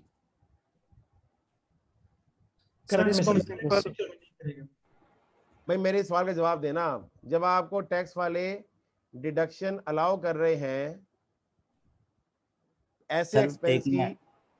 जी सर एक रिक्वेस्ट है, अगर वो थोड़ी सी इनको कंफ्यूजन जैसे हो रही है, अगर एंट्रीज को सामने रख के अगर समझाया जाए, जैसे एक्सपेंस टू प्रीपेड एक्सपेंस या प्रीपेड टू एक्सपेंस, इस तरह यार करके। ये तो आप मेरी बात सुने ना, मेरी बात सुने। अब नहीं ये मैं तो सर मुझे तो समझ आ रही है, अरे मैं इसको वैसे ही कह रहा हूँ। सिंपल इस तरह भी कह सकते हैं ना, क्योंकि हमने कैश पे कर दिया, जब कैश इन्वॉल्व हो गए तो टैक्सेबल तो उसको टैक्स देगा ना। एग्जैक्टली। नहीं आप मेरी बात सुने। आप ठीक है, वो एक बात है कि कैश पे ले लेगा, लेकिन मैं ये देखो, अगर एंट्रीज, अगर आपको इसकी एंट्रीज भी नहीं ना आती तो आप जाके एफएफए की चीजें रिवाइज करें, सीधी बात है। मैं सिंपल ये, आप प्रीपेड की एंट्री बताएं क्या होती है? प्रीपेड एक्सपेंस डेबिट बैंक नहीं आपसे नहीं पूछ रहा, सवाल वाले भाई से पूछ रहा हूँ। प्रीपेड डेबिट और ये कैश क्रेडिट। हाँ आपने आप अब देखें ना, मैंने क्रॉस लगाया हुआ अकाउंटिंग प्रॉफिट में, ये एक्सपेंस बुक ही नहीं हुआ हुआ, मैंने क्रॉस लगाया हुआ ना, देखें ये जी बिल्कुल ये क्रॉस लगाया हुआ है, ये क्रॉस। लेकिन टैक्स वाले कहते हैं जी मैं इसको एक्सपेंस मान लेता हूँ क्योंकि ये एक्सपेंस है, मेरे लिए एक्सपेंस है, क्योंकि वो कैश बेसिस को मान रहा है ना। जब वो एक एक्सपेंस मान रहा है तो वो आपको डिडक्शन अलाउ करवा रहा है ना, कि आप अपनी टैक्सेबल इनकम में से इसको माइनस कर दो, ठीक है ना। जब टैक्सेबल इनकम में से ये एक्सपेंस माइनस हो गया तो आपने छोटे अमाउंट पे टैक्स पे किया, आपने कम टैक्स पे किया आज के दिन। बात समझ में आ गई? ये क्लियर?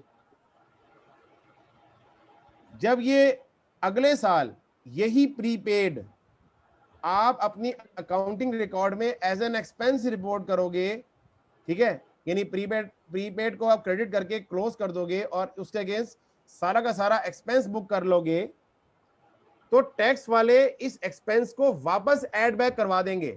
वो कहेंगे भाई ये वाला एक्सपेंस जो तुमने रिपोर्ट किया है ना, ये पिछले सालों में मैं आपको ऑलरेडी इस पे टैक्स डिडक्शन अलाउ कर चुका हूं, लिहाजा आप इसको दोबारा टैक्स डिडक्टेबल नहीं बना सकते, इसको ऐड बैक करो। जिसको ऐड बैक करेंगे तो आपकी टैक्सेबल इनकम बढ़ जाएगी, फ्यूचर में ज्यादा टैक्स पे करना पड़ेगा। This is called more tax in the future. ये 6 के अगेंस्ट जोड़ा बनेगा इसका। अच्छा अब मेरी बात सुने, मैं 5 मिनट का ना ब्रेक लेता हूं यहां पे। तमाम जितने भी अहबाब यहां पे हैं जो इस वक्त इस मीटिंग में, जितने भी कोई 41 लोग ज्वाइन है, ये इस पूरे स्ट्रक्चर को दोबारा देखें, ये टिक क्रॉस को देखते हुए उसका ट्रीटमेंट समझें कि वाकई फ्यूचर में टैक्स ज्यादा होगा या कम होगा, और अगर कोई कंफ्यूजन है तो यहीं पे क्लियर करें, क्योंकि इसके बाद मैंने 2-3 चीजें ऐसी एक्सप्लेन करनी है जिससे गुच्छल बनने का इम्कान है, ठीक है। लेकिन ये चीजें जब क्लियर हो जाएंगी ना यहाँ पे, तो फिर वो गुंजल नहीं बनेगा। लिहाजा 5 मिनट का ब्रेक ले, पानी शानी पिए। ये टी क्रॉस का मतलब ये है कि एपी में बुक नहीं हो रहा और टीपी बुक करवा रहा है। टीएपी में एक्सपेंस बुक नहीं हो रहा ना यार वही मतलब है ना कि रेवेन्यू बुक हो रहा है, टीपी में नहीं हो रहा, यहाँ नहीं हो रहा, यहाँ हो रहा है। ये तो लिखा हुआ था यार, ये तो अब कहाँ लिखा टिक के साथ आपने? है सर अभी ज्वाइन किया है इस पर से। माशाल्लाह। अभी ज्वाइन करके इसके अंदर थोड़ा ब्रेकअप हो गया, बाकी सारा आपका लेक्चर मैं सुन रहा हूँ अल्हम्दुलिल्लाह, चले आपकी जी, मेहरबानी। नहीं नहीं, मेरी मेहरबानी, अल्लाह की मेहरबानी है। मैं एक्सप्लेन दोबारा कर दूंगा इसको, लेकिन एक दफा दोबारा देखें, इसको देख लें। ये टिक क्रॉस का मतलब ये है कि उसने कंसीडर कर लिया है, मैंने नहीं किया। मैं मानता हूं वो नहीं मानता, मैं मानता हूं वो नहीं मानता, मैं मानता हूं वो नहीं मानता, मैं नहीं मानता वो मानता। ये मतलब ऐसा, ठीक है? ओके, जरा इसको देखें और फिर 5 मिनट तक मैं इसको दोबारा एक्सप्लेन करूंगा, या कोई क्वेश्चन है तो फिर आप पूछिएगा, फिर मैं दोबारा एक्सप्लेन करूंगा।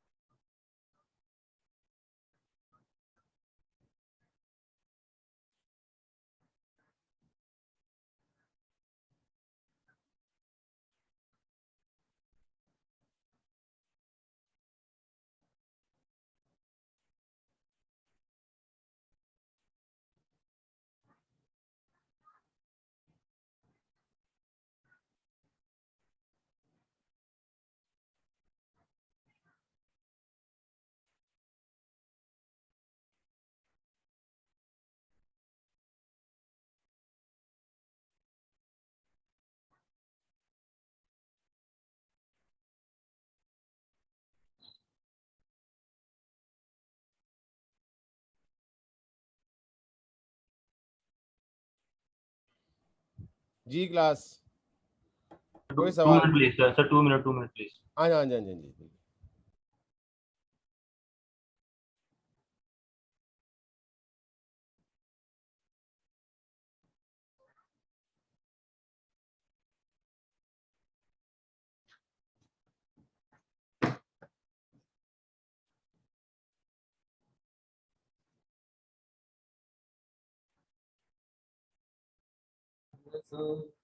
बरसात का चाहो मेरी इन आँखों में आ बैठो, वो बरसों में कभी बरसे, हबीब साहब। बरसों से बरसती।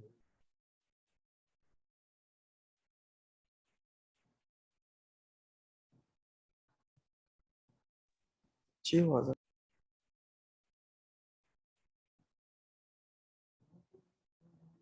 कभी बरसती, ये बरसों से बरसती।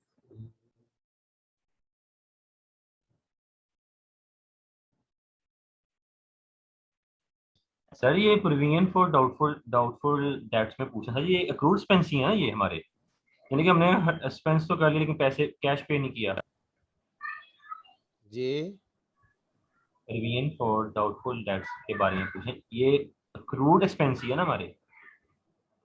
इसको अक्रूड एक्सपेंस आप कह सकते हैं, हाँ जी बिल्कुल कह सकते हैं। यस सर, हमने एक्सपेंस नहीं कर लिया। ये जी जी, मैंने एग्जांपल प्रोविजन के लिए आप अक्रूड एक्सपेंसेस के ले लें। दोनों सेम चीज ही है ना सर, चीज सेम हाँ है ना। हाँ सेम चीज है बिल्कुल। यहाँ पे अक्रूड एक्सपेंसेस भी लिख लें लेकिन साथ सर, में। लेकिन ये प्रोविजन फॉर डाउटफुल डेट्स मतलब कि अभी खर्चा ही नहीं हुआ, हमने तो उसकी सिर्फ प्रोविजन की है क्रिएट, लेकिन अक्रूड एक्सपेंस ये ना कि हमने खर्चा, हमने बेनिफिट ले लिया लेकिन हमने कोई चीज दी नहीं है, कोई पैसा नहीं भाई दिया कोई भाई अकाउंटिंग में तो कैश नहीं एक्सपेंस दिया ना रिपोर्ट हो इसलिए। गया ना, अकाउंटिंग में तो एक्सपेंस रिपोर्ट हो गया ना, हो एपी गया, का बिल्कुल टैक्स, हो गया। तो बस वही तो टिक किया हुआ मैंने।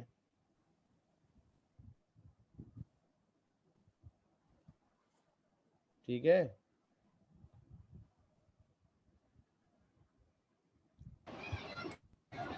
सर जी जी।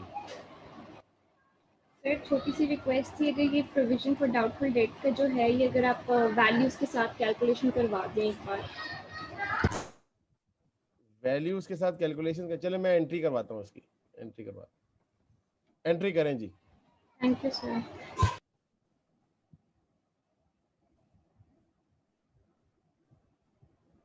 जरा शार्ट फॉर्म में एंट्री होंगी ताकि जरा आप समझ जाइएगा। ये 4 एंट्रियां करने लगा हूँ जी मैं, और अब आप लोग थोड़ा सा जरा कंसंट्रेशन कर लें, ठीक है।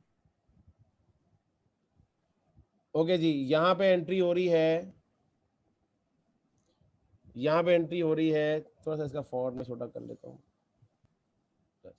एक चीज समझ आ रही है कि ये कैश बेस पे टैक्स कैलकुलेशन हो रही है। अब बात अभी अभी हाँ कैश पे ही होती है। ओके फिलहाल ये समझ लें। ओके जी, इसकी एंट्री हो रही है कैश डेबिट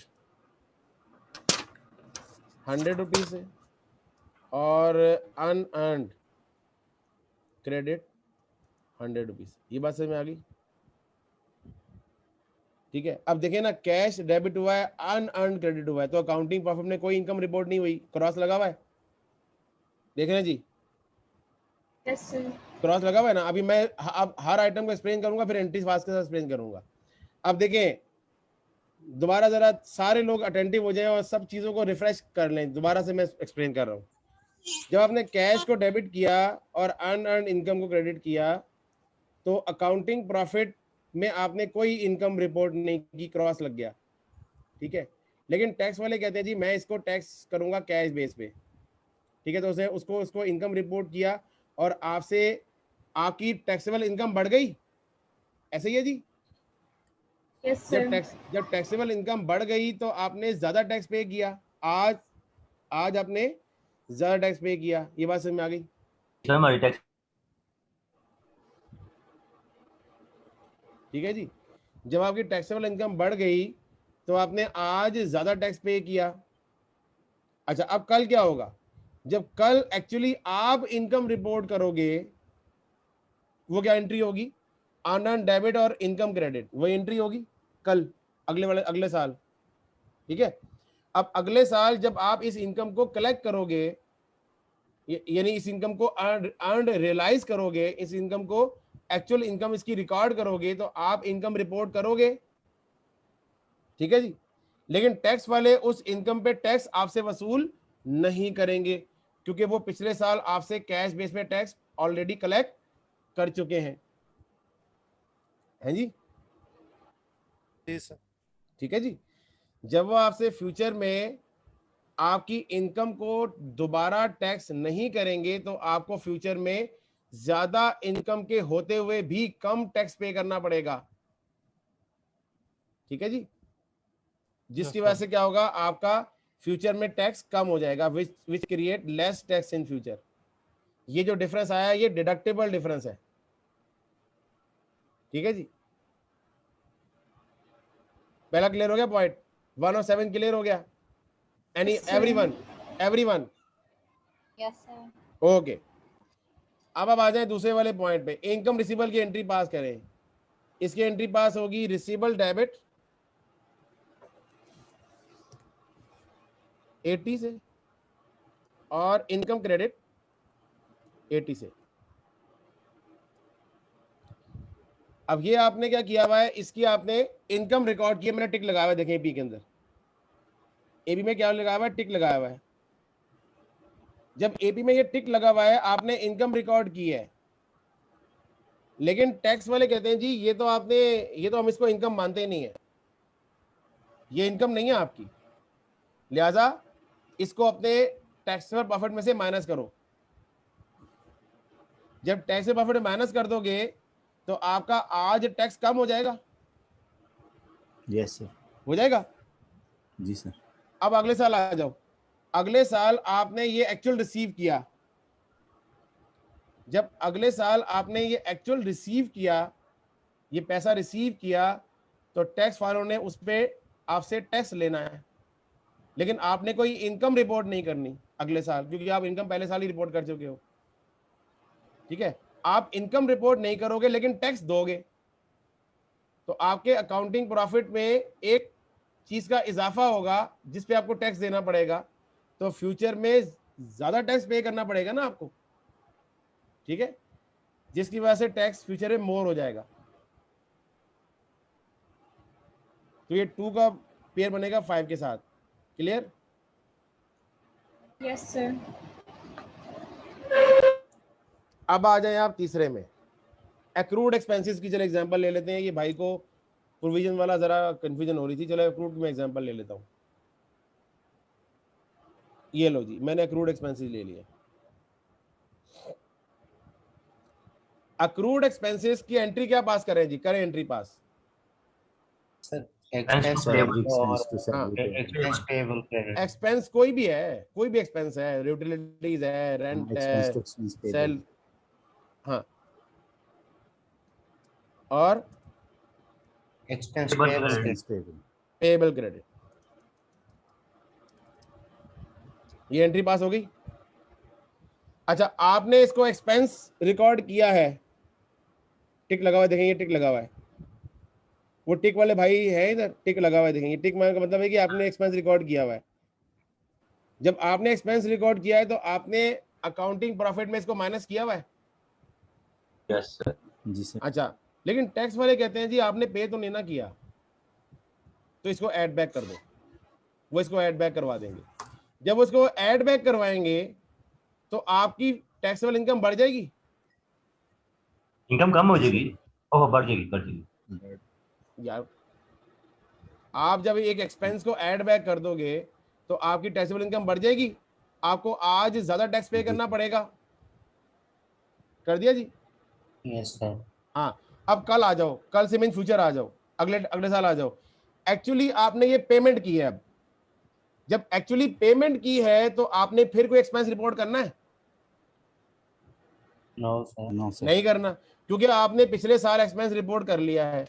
लेकिन जब आपने एक्सपेंस रिपोर्ट अगले साल नहीं करना, लेकिन टैक्स वाले कहते हैं जी हम आपको इसकी अगेंस्ट डिडक्शन अलाउ कर देते हैं, क्योंकि आपको पिछले साल हमने अलाउ नहीं की थी, अब अलाउ कर देते हैं। तो आपको क्या करेंगे, वो एक टैक्स डिडक्शन अलाउ करके आपसे आपकी टैक्सेबल इनकम को कम करेंगे और आपसे कम टैक्स लेंगे, तो फ्यूचर में क्या हो जाएगा, टैक्स कम हो जाएगा। बात समझ में आ गई?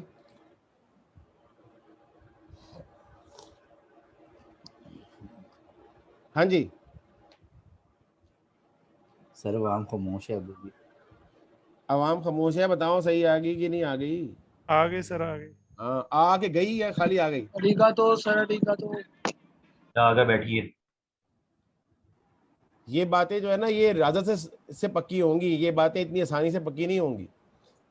यानी इसकी बार बार आपको रिकॉर्डिंग सुननी पड़ेगी, रिकॉर्डिंग बार बार सुननी पड़ेगी। ठीक है, ये रियाजत करनी पड़ती है इन चीजों की, लगाना पड़ेगा, कष्ट काटना पड़ता है। सर ये थोड़ा ना टॉपिक मिलता जुलता है हमारे एफएफए के टॉपिक्स वगैरह से, एडजस्टिंग एंट्रीज वगैरह से मिलते हैं। अच्छा, उसने जब बात ही खत्म कर दी, उसने कहा ये क्या पढ़ा रहे हो, ये तो फजूल सा टॉपिक है, आसान सा टॉपिक है। बिल्कुल, वाकई में बहुत ज्यादा फजूल नहीं है, लेकिन मुझे समझ में आ गए। Good, very good, excellent. ठीक है जी।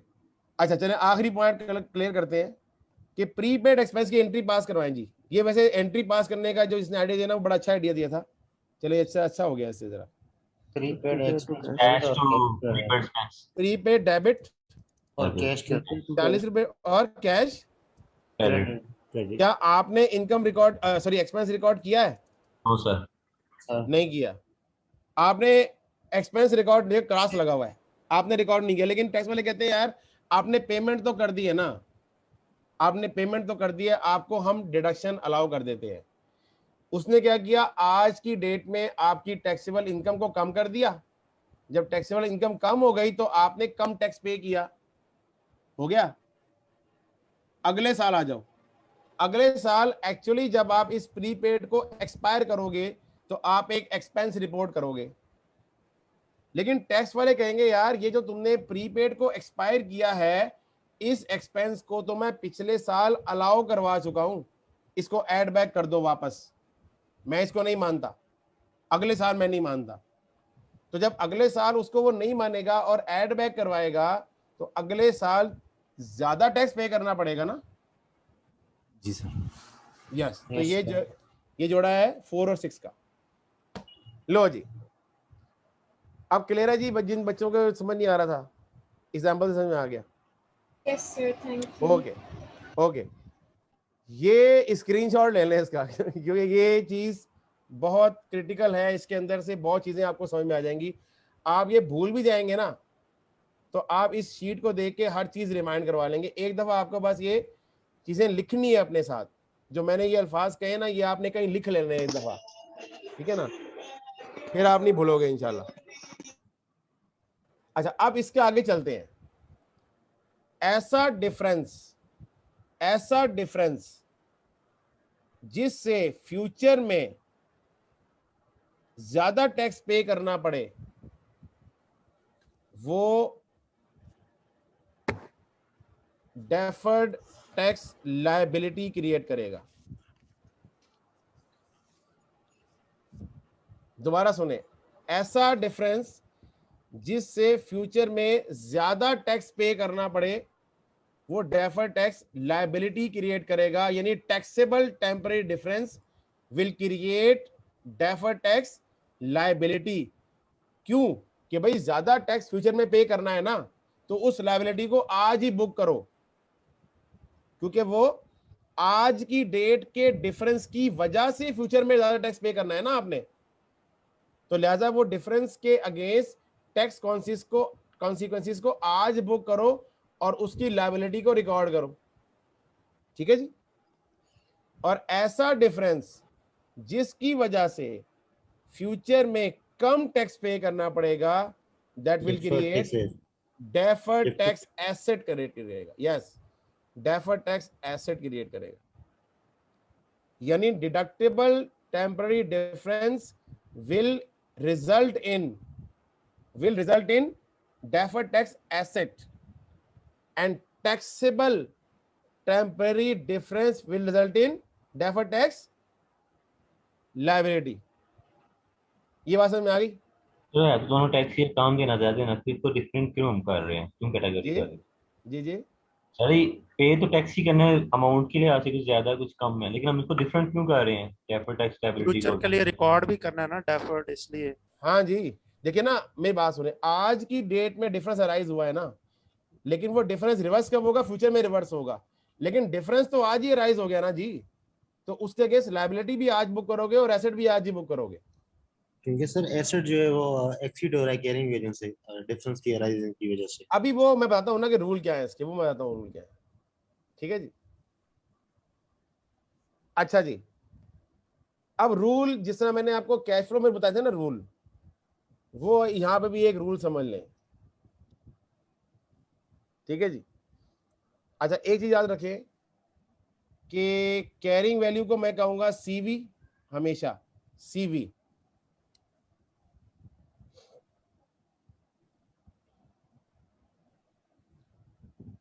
सीवी शॉर्ट फॉर्म में, और टैक्स बेस को क्या कहूंगा? टीबी। ठीक है जी, टीबी। ठीक है जी। CV stands for carrying value, TB stands for tax base। Okay, अगर तो लायबिलिटी है, सॉरी एसेट है, और अगर लायबिलिटी है, यानी एसेट के अगेंस्ट टैक्सेबल कब होगा और डिडक्टेबल कब होगा। तो जी सुने, अगर किसी एसेट के बारे में बात हो रही है, अगर एसेट की value, carrying value CV is greater than TB, तो इस डिफरेंस को कहेंगे ये डिफरेंस टैक्सेबल है। और अगर कोई लायबिलिटी है तो क्या होगा, carrying value is less than tax base, तो ये टैक्सेबल होगा। अब इधर आ जाए आप, अगर कोई एसेट है, एसेट डेफर्ड टैक्स वाला एसेट होगा। नहीं नहीं नहीं नहीं, ये एसेट की कैरिंग वैल्यू यार, क्या होगा दोनों कैरिंग की? वैल्यू, उसकी हेडिंग नहीं दी ना, आप इसकी कंफ्यूजिंग हो रही है। प्रॉपर्टी उसकी प्लांट एंड heading इक्विपमेंट कितनी यार, है? एक मिनट यार, हेडिंग दे लेते हैं। लो लो जी, प्रॉपर्टी प्लांट, आपको हेडिंग दे लेते हैं। ये लो जी, प्रॉपर्टी प्लांट एंड ऊपर बड़ी सर इसकी नहीं बात कर रहे, इसकी नहीं बात करिए। सीवी ग्रेटर देन टीबी जो लिखा है ऊपर इसकी हेडिंग है ना, टैक्सेबल वो टेम्परेरी टैक्स डिफरेंस ये पूछ रहा हूँ कि अगर ग्रेटर होगा कैरिंग वैल्यू टैक्स बेस से ग्रेटर होगी तो फिर क्या क्रिएट होगा? आपने उलट किया है फिर सर। ये डेफर्ड टैक्स, Taxable ये temporary temporary difference difference। Create होगा और लायबिलिटी क्रिएट हो जाएगी। ये ऊपर इसके नीचे लिखा हुआ है ना यार, ये इसी वजह से लिखा इसी सही की कंटिन्यूटी में बात हो रही है। ठीक है जी, ये इसी कंटिन्यूटी में बात हो रही है। ठीक है जी, ये तो मैंने क्रॉस टिक तो एग्जांपल के तौर पे करवा दिया ना। सर ये लायबिलिटी में सर कैरिंग वैल्यू ग्रेटर होता है सर टैक्स बेस से। नहीं नहीं, इधर टैक्सेबल के लिए लेस होता है। वो बुक में तो इस तरह लिखा था सर, कैरिंग वैल्यू कौन of C N book asset में? ग्रेटर देन इट्स तो टैक्स एसेट, बेस। तो ये वही लिखा हुआ है ना, ये एसेट ही है ना भाई, ये देखेंगे एसेट ही। तो सर कौन सी वो बुक पढ़ लायबिलिटी ली की है, डेफिनेशन में लिखा हुआ था कौन अपनी सी बुक में बुक सर, पढ़, टैक्स में। उसको अभी थोड़ी देर के लिए ना मैं समझा दूंगा, वो मैं उसको बता दूंगा, अभी उसको मैं नहीं खोल रहा। एक मिनट, एसेट अगर है और उसकी कैरिंग वैल्यू उसके टैक्स बेस से ज्यादा है तो क्या होगा, एक डिफरेंस टैक्सेबल होगा और वो फ्यूचर में डेफर्ड टैक्स लायबिलिटी क्रिएट करेगा। अगर किसी लायबिलिटी को हम इवेलुएट कर रहे हैं, जैसे अकाउंट्स पेबल है, ये अनअर्न्ड रेवेन्यू है, ठीक है, तो उसकी टैक्स बेस अगर कैरिंग वैल्यूज से ज्यादा होगी, यानी उसका कैरिंग वैल्यू कम है, तो डिफरेंस टैक्सेबल होगा। अच्छा अब इधर आ जाए, अगर कैरिंग वैल्यू टैक्स बेस से कम है तो डिफरेंस क्या होगा, डिडक्टेबल होगा। और यहां पे क्या होगा, अगर कैरिंग वैल्यू टैक्स बेस से ज्यादा है तो डिफरेंस क्या कहलाएगा, डिडक्टेबल होगा। ये चार रूल आपको याद होने चाहिए। यानी टैक्सेबल डिफरेंस कब होगा, डिडक्टेबल कब होगा, एसेट के केस में भी और लायबिलिटी के केस में भी।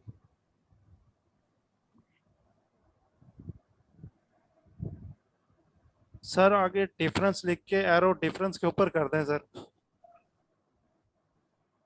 आगे डिफरेंस लिख के, किसके आगे डिफरेंस लिख के, एसेट और लायबिलिटीज के आगे सर, वो जो carrying value greater than TB आगे इज इक्वल टू डिफरेंस। तो वो सिंपल है ना यार, अगर इक्वल होगा तो डिफरेंस नहीं है, ग्रेटर और लेस देन तभी तो डिफरेंस है भाई। अगर एक चीज किसी से ज्यादा है या कम है तभी तो डिफरेंस होगा, अगर वो उसके बराबर है तो डिफरेंस ही नहीं है। नहीं सर, वो ये ये कह रहा ग्रेटर है देन, मेरी बात सुनो, तो एक मिनट, अगर ये ग्रेटर देन का साइन और लेस देन का साइन डिफरेंस ही कोई तो डिनोट कर रहा है। सर वो बात सही है, लेकिन मैं ये कह रहा हूँ कि कल को इसको भूल, इन दोनों का जो आपस का, ठीक है सर समझ आ गया। वो आप अपनी नोट्स में करो ना यार, वो अपने नोट्स में कर लो ना, आप भी तो नोट बना रहे हो ना। देखिए हर स्टूडेंट का चीजों को याद रखने का अपना अपना एक तरीकाकार होता है, ठीक है, वो आप उसको अपने अंदाज से लिख लो।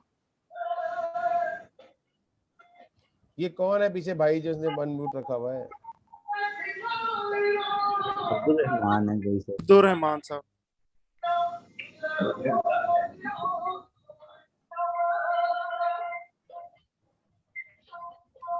सर एक दफा म्यूट कर दें सबको। क्लास लेने के लिए बस ये थोड़े दिन मैं तो भाई दिन गिन रहा हूँ, सीधी बात है। सर म्यूट कर दें एक दफा।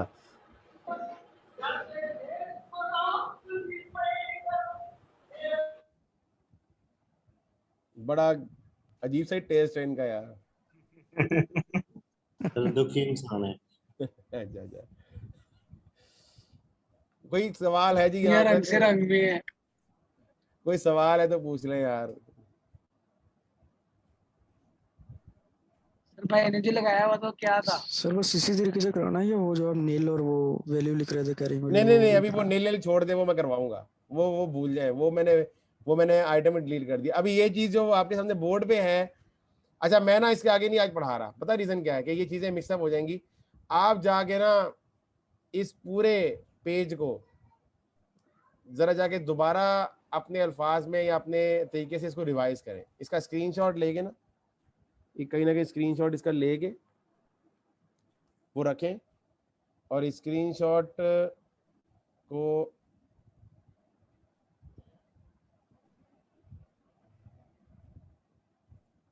सर जी जरा नोटपैड पे ही रहने दें, वो पीछे वो स्क्रीनशॉट एक खराब हो मिनट गया। नहीं वो मैं अच्छा। कर लेता हूँ। ले जी, मैंने वैसे अपने पास सेव कर लिया ना, वो फिर बाज़ औक़ात वो डिलीट हो जाती है। अच्छा ये जो है ना, ये देखें, ये है एक वाइट बोर्ड। अब स्टूडेंट इसको अपने अंदाज से अपनी एक्सप्लेनेशन लिखेगा। मैंने आपको एग्जांपल दी थी कि तकरीबन कोई 4 सेशन पहले जब मैंने यहाँ पे ये एफए पढ़ाया था आईसी में, तो उस वक्त 2-3 स्टूडेंट ऐसे थे जो उर्दू में मेरे अल्फाज को एग्जैक्ट लिख लेते थे कि ये सर ने यहाँ पे क्या बात कही थी। ये तो लिखे हैं, वो किसी ने लिखा हुआ हैं, लिखे हैं उर्दू में, पढ़ के सुना। हाँ ये जो 4, मेरी बात सुनो, ये 4 मैंने चीजें बताई है ना, 1 का जोड़ा 7 से, 2 का जोड़ा 5 से, 3 का जोड़ा 8 से, ये आपको इसको अपने अल्फाज में लिखना है, तभी आपको समझ में आएगा। वरना ये समझ में नहीं आएगा कि आज टैक्स ज्यादा कैसे है, कल टैक्स कम कैसे है। ये बात आपको एक्सप्लेन करनी आनी चाहिए। सर हम इंग्लिश में समझ लेंगे, उर्दू की जरूरत नहीं। चलो इंग्लिश में लिख लो, अंग्रेजी लिख लो। अंग्रेजी से वैसे ही डरते हैं सारे, जरा सी अंग्रेजी चेंज हो जाए तो कहते हैं पता नहीं क्या होगा। नहीं सर ऐसी बात नहीं है। अगर उर्दू में लिखना है फिर इंग्लिश में बुक्स पढ़ने का फायदा। चलो फिर अंग्रेजी में लिख लो यार, अंग्रेजी में। कुछ बच्चे ऐसे ही होते हैं जो कहते हैं सर जी पेपर रह गया, अच्छा ये लफ्ज ये था तो ये था, अच्छा इंग्लिश की ट्रांसलेशन नहीं हुई, फिर ये मसला आता है। चलो इंग्लिश में लिख लो यार, मर्जी है, बस आना चाहिए काम। आपने किसी को थोड़ी दिखाना है, वो तो आपकी अपने अंडरस्टैंडिंग के लिए होता है। ठीक है ना जी। लेकिन जी आज इससे आगे मैं नहीं पढ़ा रहा, क्योंकि अभी तो हमने डेफर्ड टैक्स की वैल्यू कैलकुलेट करनी है, डेफर्ड टैक्स लायबिलिटी क्रिएट करनी है, डेफर्ड टैक्स एसेट क्रिएट करना है, और एक्चुअली उसकी अकाउंटिंग रिकॉर्ड्स में एंट्री पास करनी है। ये इंशाल्लाह हम कल सीखेंगे। लेकिन ये जो पूरी स्क्रीन है, ये आपको अजबर होनी चाहिए कल की डेट में, और कोई काम आपको मैं नहीं दे रहा। ये पूरी स्क्रीन का आपने समझ ले कि एक मुजर्रब, उसे कहते हैं, क्या कहते हैं उसको यासीन साहब, मुरब्बा बना के खा लेना है। जी सर, ठीक है ना। सर आज कल गर्मी है, सरदाई बनाएंगे। सरदाई मीठे वैसे बनाए हैं लोगों को। क्यों वो मीठे क्यों मना हो गए? और यार चौसे का टाइम आया तो मीठा मना हो गया। खीर नहीं चली, मिली सेशन हो रहा है। खीर मिल जाएगी इंशाल्लाह, वो बात हो गई है मेरी उससे। वो जब खुलेगा ना, इनके लिए कैंपस खुलेगा ना, यानी जब फिजिकली क्लासेस स्टार्ट होंगी तो खीर आ जाएगी खुद ही। वो उसने सुन लिया होगा, कहीं ना कहीं बैठी होगी वो। ठीक है, सारों को खीर मिलेगी? नहीं वो आपको नहीं मिलेगी, सबको मिलेगी। सिलेक्टेड लोग हैं, खीर मिलेगी और मिल जाएगी। चम्मच चम्मच ही खाना है। कौन सा मेरे से पैसे ले ले, खीर खिला दे। आपको पैसे देंगे, आप जाके पैसे ले जाना।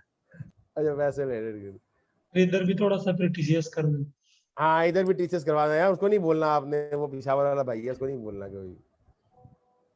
ठीक है ना। उसके पास ना हम ये काम करेंगे, पेशावर चले जाएंगे सारे, वहाँ घूमने फिरने चले जाएंगे। वो कहाँ जाएंगे आगे? पेशावर वैसे बड़े मेहमान नवाज लोग होते हैं, जेन्युइन बात है। आप पेशावर कहीं भी जाएंगे तो बड़े मेहमान नवाज लोग नहीं नहीं बिल्कुल ऐसे ही है हमारे माशाल्लाह जो पेशावर है लोग हैं बड़े मेहमान नवाज। शावर लोग ये अली भाई से बड़ी मोहब्बत करते हैं, ये बोल एक रहे दो हैं। रिलेटिव भी वहाँ पे बल्कि स्टूडेंट भी वहाँ पे हैं, वो बड़े अच्छे माशाल्लाह, उनका मेहमान नवाजी वाला निज़ाम है, बड़ा अच्छा होता है। चलें जी, कुछ चक्कर इंशाल्लाह लगेगा तो जरूर आएंगे। पेशावर में ना घरों के अंदर मेहमान लाजमी होता सर है। लाहौर वाले नहीं अच्छे क्या? मेहमान लाहौर का ना में भी घर ओ यार मेरी बात सुनो, जब मैं पेशावर की बात कर रहा था तुम्हें लाहौर वाले तो है ही अच्छे ना, वो तो हम हैं सर ना। आप हमें भी फिर शामिल किया करें ना, हमें भी कभी सेवा का मौका दिया करें। अपने मुंह मियां मिठू सर।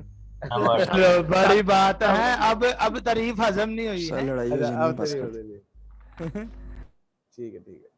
और कोई सवाल? ये देखो, ये एक भाई ने स्क्रीनशॉट भेज दिया ग्रुप में, बड़ा अच्छा किया है, सही किया है, बिल्कुल।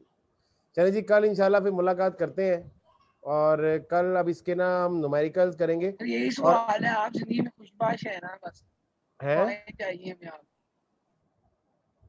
क्या कह रहे हैं? खुश है, यही सवाल है कि आप तो खुश है ना अपनी जिंदगी में, बस यही है। हाँ जी, अल्लाह का शुक्र है, अल्हम्दुलिल्लाह अल्हम्दुलिल्लाह। ठीक Excuse me, sir. जी सर इनके थोड़े बहुत क्वेश्चंस बता दें जिसमें हमें ये टैक्सेबल टेम्पोररी डिफरेंस और बेटा, ये मैं करवाऊंगा ना सवाल, कैलकुलेट करना। मैंने कल करवाने चलिए, हैं ठीक है। मेरी। देखें, ये बात सुने, ये मैं खत्म कर दूं स्क्रीन? जी सर। जी सर कर दें। ओके, ये देखें जी सवाल, ये सवाल नंबर 1 से चले 2 3 4, तो ये था करंट टैक्स 5 6 7 8 9 10 11 12 13 14 15 16, और आगे भी मेरे ख्याल से शायद है, और आगे ये मैंने एक चीज़ लिखी हुई है आपके लिए, बाद में बताऊंगा। ये 16 यानी 12 सवाल हमारे जंबो किस्म के डेफर टैक्स के लिए तैयार पड़े हुए हैं, जंबो सवाल 12, ठीक है जी, वो करने हैं जी हमने क्लास। और मैं इसके सारे सवाल खुद करवाऊंगा आपको, इसमें होमवर्क नहीं है, क्योंकि मैं खुद सारे सवाल क्लास में करवाऊंगा, क्योंकि ये सवाल हर सवाल थोड़ा सा डिफरेंट है अगले सवाल से, ठीक है। तो लिहाजा जितने भी क्वेश्चंस हैं, चाहे वो डेफर टैक्स के हैं, और उसके बाद अगले ही दिन कोशिश करेंगे कि फ्राइडे सैटरडे का गैप आ जाए, आपने एमसीक्यूज सॉल्व करके लाने हैं। और संडे को इंशाल्लाह फिर क्लास है, संडे को फिर क्लास है जी। असल में शाशिन साहब ऐसा है कि मुझे 27 जून की डेडलाइन दी गई है कोर्स कंप्लीट करने की, ठीक है ना। तो सर फ्राइडे सैटरडे का रख लेते हैं हम लोग। फ्राइडे सैटरडे Possible मैं नहीं? अवेलेबल नहीं हूँ ना, मैं अवेलेबल नहीं हूँ। अच्छा सिर्फ एक ही ठीक हो तो गया करेंगे सर। ना, इसके अलावा भी बड़ी चीजें हैं। ठीक है सर, ठीक जी, हाँ, कोई इशू हाँ, नहीं। उसके अलावा भी बड़े सारे इश्यूज हैं, जी ठीक जी है जी। तो वो अब तो मेरे 7 डेज एंगेज हो गए हैं जी, 7 डेज माशाल्लाह सर। हाँ। तो ना सुबह कमाए इतना है, ये कमाने वाला हिसाब नहीं है, ठीक है ना, कमाने वाले की बात नहीं है ये, ठीक है। ये बस मसरूफियत अल्लाह पाक रखे, ये मसरूफियत होनी चाहिए बस। अच्छा, ये हाँ, मैं कह रहा था कि जो एमसीक्यूज है ना, ये आपने कोशिश करेंगे कि कल और परसों हम क्वेश्चन सारे कर लें, ये 12 सवाल, और आपको मैं फिर फ्राइडे सैटरडे की जो 2 दिन गैप आएगा ना, उसमें हम एमसीक्यूज सॉल्व करेंगे, संडे को सारे एमसीक्यू डिस्कस करेंगे, ये हमारा प्लान है, ठीक है जी। और इंशाल्लाह संडे को हमने कोई चीज़ नई नहीं पढ़नी, मंडे से फिर हम ऑनवर्ड्स वो जो अपने बाकी स्टैंडर्ड रह गए हैं, जो IFRS 15 है, फाइनेंशियल इंस्ट्रूमेंट्स के हैं, और वो चीज़ें वो कंप्लीट करेंगे इंशाल्लाह, ठीक है जी। और नेक्स्ट वीक हमारा प्रॉब्ली लास्ट वीक होगा,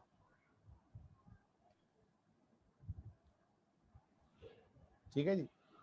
सर वो क्यूरीज काफी ज्यादा जमा हो गई हैं, उसके लिए भी हाँ, तो आपको उसके लिए संडे है ना, जो उसके लिए नेक्स्ट वीक है ना हमारा, नेक्स्ट वीक में जो 3 दिन हम पढ़ेंगे, बाकी संडे और 2 क्लासेस और हैं, यानी तकरीबन हमारे 6 से 7 घंटे हमारे क्यूरीज के लिए ही हैं। Okay sir. ठीक है। जो अब देखिए ना, मैं आपको बताता हूँ, ये मैं ये कैलेंडर खोलता हूँ, कैलेंडर में ये अगर समय कैलेंडर आ गया, ये कैलेंडर आ गया, इसमें देखिए ये जो हमारे पास 16 17 ये हम पढ़ेंगे डेफर टैक्स। उसके बाद संडे को 20 तारीख को हमारा डेफर टैक्स का एमसीक्यूज हम कर लेंगे। उसके बाद मे पॉसिबल कि मंडे को मेरा ऑफ हो जाए, दोबारा मंडे को मैं अवेलेबल मे भी ना हूँ, तो ट्यूसडे, वेडनेसडे, थर्सडे, ये 3 दिन हम अपनी नए स्टैंडर्ड जो बाकी बच गए वो पढ़ लेंगे। उसके बाद जो संडे है वो और 2 आगे दिन है, ट्यूसडे, वेडनेसडे, ये हमारे क्यूरीज के होंगे, यानी संडे 27 और ट्यूसडे, वेडनेसडे 29, 30, ये हमारे क्यूरीज के लिए डेडिकेटेड है।